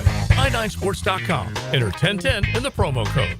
It's Guggen Golf time. If you and a friend would like to play in this year's Coastal Equipment Guggen Open Golf Tournament, it's May 19th at Hidden Hills Golf Club. Text Guggen, Googan, to the text line designed by Lifetime Enclosures at 641-1010 for your chance to win. Great swag and prizes will be had throughout the course from Southeast Orthopedic Specialists, TopDressing.com, and Cool Cats Heating and Cooling. You can win a Bernie Grill from Stonecore thanks to our sponsors, Ahead, Surfside Pools, and Ackerman Urology. Are your monthly bills keeping you up at night, wondering how you got so behind? Hey, I'm Roger Moore, CEO of Loan Pronto. I get it. Life is expensive now. Insurance, groceries, cars. And then there's the credit card debt with those obscene interest rates. It's time to regain your financial freedom. And that's what we offer at Loan Pronto, using the power of the equity in your home. We have multiple ways to get you the cash you need, and most clients close in 2 weeks or less, and many don't even require an appraisal. And listen, rates have been plummeting recently. We just locked the homeowner in with an APR in the low 5s, saving her over $1,000 per month, and put $10,000 in her pocket. Life-changing money. Whether you're drowning in debt, have a nosebleed rate you got last year, need home improvements, or simply need cash in your pocket, we can help you accomplish this goal in record time. Call us today and get started with no hard credit pull, just a conversation. LoanPronto.com, 904-999-1508. LoanPronto.com. That's LoanPronto.com. Equal housing lender, NMLS 1661781, subject to lender approval, NMLSconsumeraccess.org. 1010XL is presented by Farah and Farah, exclusive injury law firm of the Jacksonville Jaguars. Protecting you and your family. Call 396-5555. Jacksonville. Now, the cool down from the cool guys at Donovan Air Electric and Plumbing. Fast, reliable, and honest service since '87. All right, where we've been on the course of the show today, we have certainly talked a lot about the sad news that Jordan Travis won't play football again. He is retired, never really recovered from that bad leg injury suffered at Florida State. Hate to hear that. And we certainly talked about that. Also, sad news that John Elway lost one of his closest friends in an accident, in a golf cart accident. So not a great new day to talk NFL. We did have some good news. We talked about some good things at the Jaguars and who's kind of stepping up and players who they may have high hopes for. So we'll certainly talk about that as we did. Brett Hastings was here, and he talked about sports and courts and all the things going on in the world of sports. So we had a good show today. And, of course, we took a tip of the cap to our friend Gene Frenette. He announced his retirement today after 44 years at the Florida Times Union. All right, just a few minutes ago. This, by the way, will be the last show you and I do together about a week and a half. Oh, that's right. Yeah, I'm going to take off tomorrow. Hacker's going to be in here for me tomorrow and Friday. Got some family business to tend to. And then you're going on vacation next week. So yeah. Hacker's going to join me at the first part of the week. And then we'll be back in a week from Monday. We'll rev that bad boy back up. So, but there'll be fun stuff. College baseball is going to be fun as it gets to the end of the year. You follow JU's baseball team at all? No, what's happening? They're very good. They've won like 10 in a row. Oh, wow. They're like 16-6 or 15-6 in the ASUN. And they're already in the ASUN tournament. Three of the 12 teams have already been confirmed they're in. UNF battling their way back, trying to. Still not the roster that Merck wants to have. He will have in some time, though. But they play each other. There's a Rumble coming up in a couple weeks, too. We'll be out there next week. You won't be here. Our show will be out there at UNF next week. And then the week after that, the Rumble, the final Rumble of the year before the conference baseball tournament. Jay's got a really good team. They have a exception. And I applaud because these mid-majors, you know the deal. I want to say Chris Hays told me, I'm going to get this wrong probably, but I think Chris Hays told me he had 6 players last year due to come back this year that all were going to be drafted, all left in the portal. 1 to Florida State, 3 to UCF, 1 to Florida. I mean, that's a tough go, you know. That's the world they live. And the response has been there 26-16 and 15-6 in the league, and so he's done a really good job. Chris Hays, our friend Chris Hays, has done a really good job. Again, Joe Mercadante is going to be fantastic at UNF too. It's just going to take him a while to get that roster. Well, we're getting closer and closer, and it's going to be fun following this Florida baseball team. Again, they've rallied. You know, don't let them in that tournament now. Yeah. They've proven what happens when you let them in. You know, yeah. And Florida State's outstanding. I saw on RPI they're like, what, 6th or 7th in the nation? Yeah, they got the right guy. Yeah. And remember, Florida State and Florida both last year made the Final Four, as it were, the baseball equivalent of a Final Four. They both were among the 4 teams standing in Omaha, and I think that's going to be it has been a regular thing for Florida. 10 of his 17 years he's been to Omaha. That's pretty solid. 10 of his 7 years. And I think Link Jarrett's going to be very good. I said that before we ever had the job, so college baseball coming up, it'll be fun. Let's say hello to Rick Ballou. Now, the 2-minute drill. Serviced by Cool Cats Heating and Cooling. Locally owned and operated. We're your neighbors. CoolCatsJacks.com. The coolest cats in town. Ricky Boy, sad news about Jordan Travis. Yeah. Really. I mean, I really would have liked to have seen what he would have. I would like to see him get a chance. Right. You know? It's amazing that nowadays you can't fix it. I know. I mean, it's not like this Bobby Orr in the 70s or Bo Jackson. I thought the same thing. You know, I mean, with today's technology and practice, you would think that they could find a way, but that's not the case. So he's not even going to hold on. He's calling it a career. Yeah, and I thought it's funny you said that, Rick. I thought the same thing. I thought, gosh, with today's medicine and today's surgeries, you would have thought that. And again, we don't know about medical stuff and what injuries are worse than others. But I thought the same thing you did. I thought that's really unusual that you can't. Now I've seen a lot of guys who, after the injury, they're never the same again. But you rarely see him never play again. Yeah. And it's just tragic how it happened. The circumstances of the injury. Yeah. Down 13-0 to North Alabama. See, I've always had a different perspective on this. To me, this is all on Mike Norvell. He did not have his guys ready.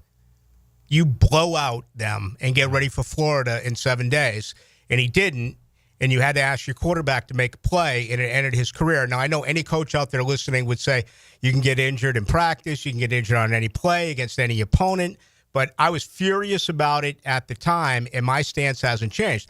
Even though Mike Norvell won 19 in a row, he did not have guys ready to play. I mean, look at that Florida game that year.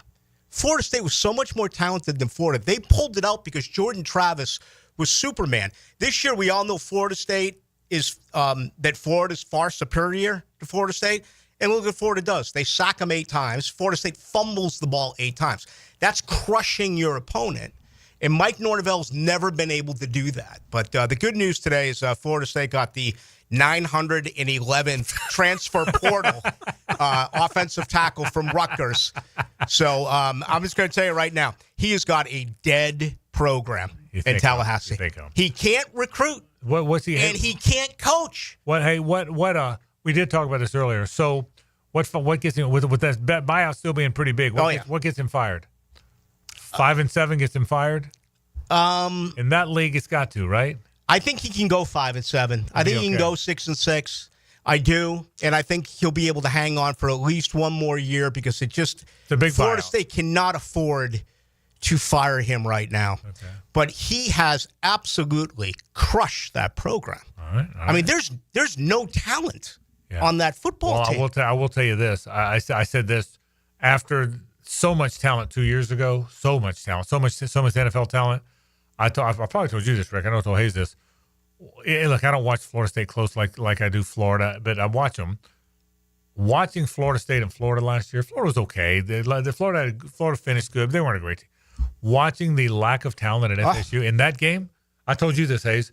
I was floored that it got like this. So for that blue blood program, lack of talent and lack of effort. Yeah, in my opinion. Yeah, good. All right, Rick Ballou goes into the night. You'll hear that and a whole lot more coming up right now. He goes into the night. We're out of here again. Hays and Hacker the next 2 days. Hacker will join me next week when Hays has some time off. And so enjoy all the radio coming up in just a bit. We're out of here. For Hays and JJ, I'm Frank Frangie. So long.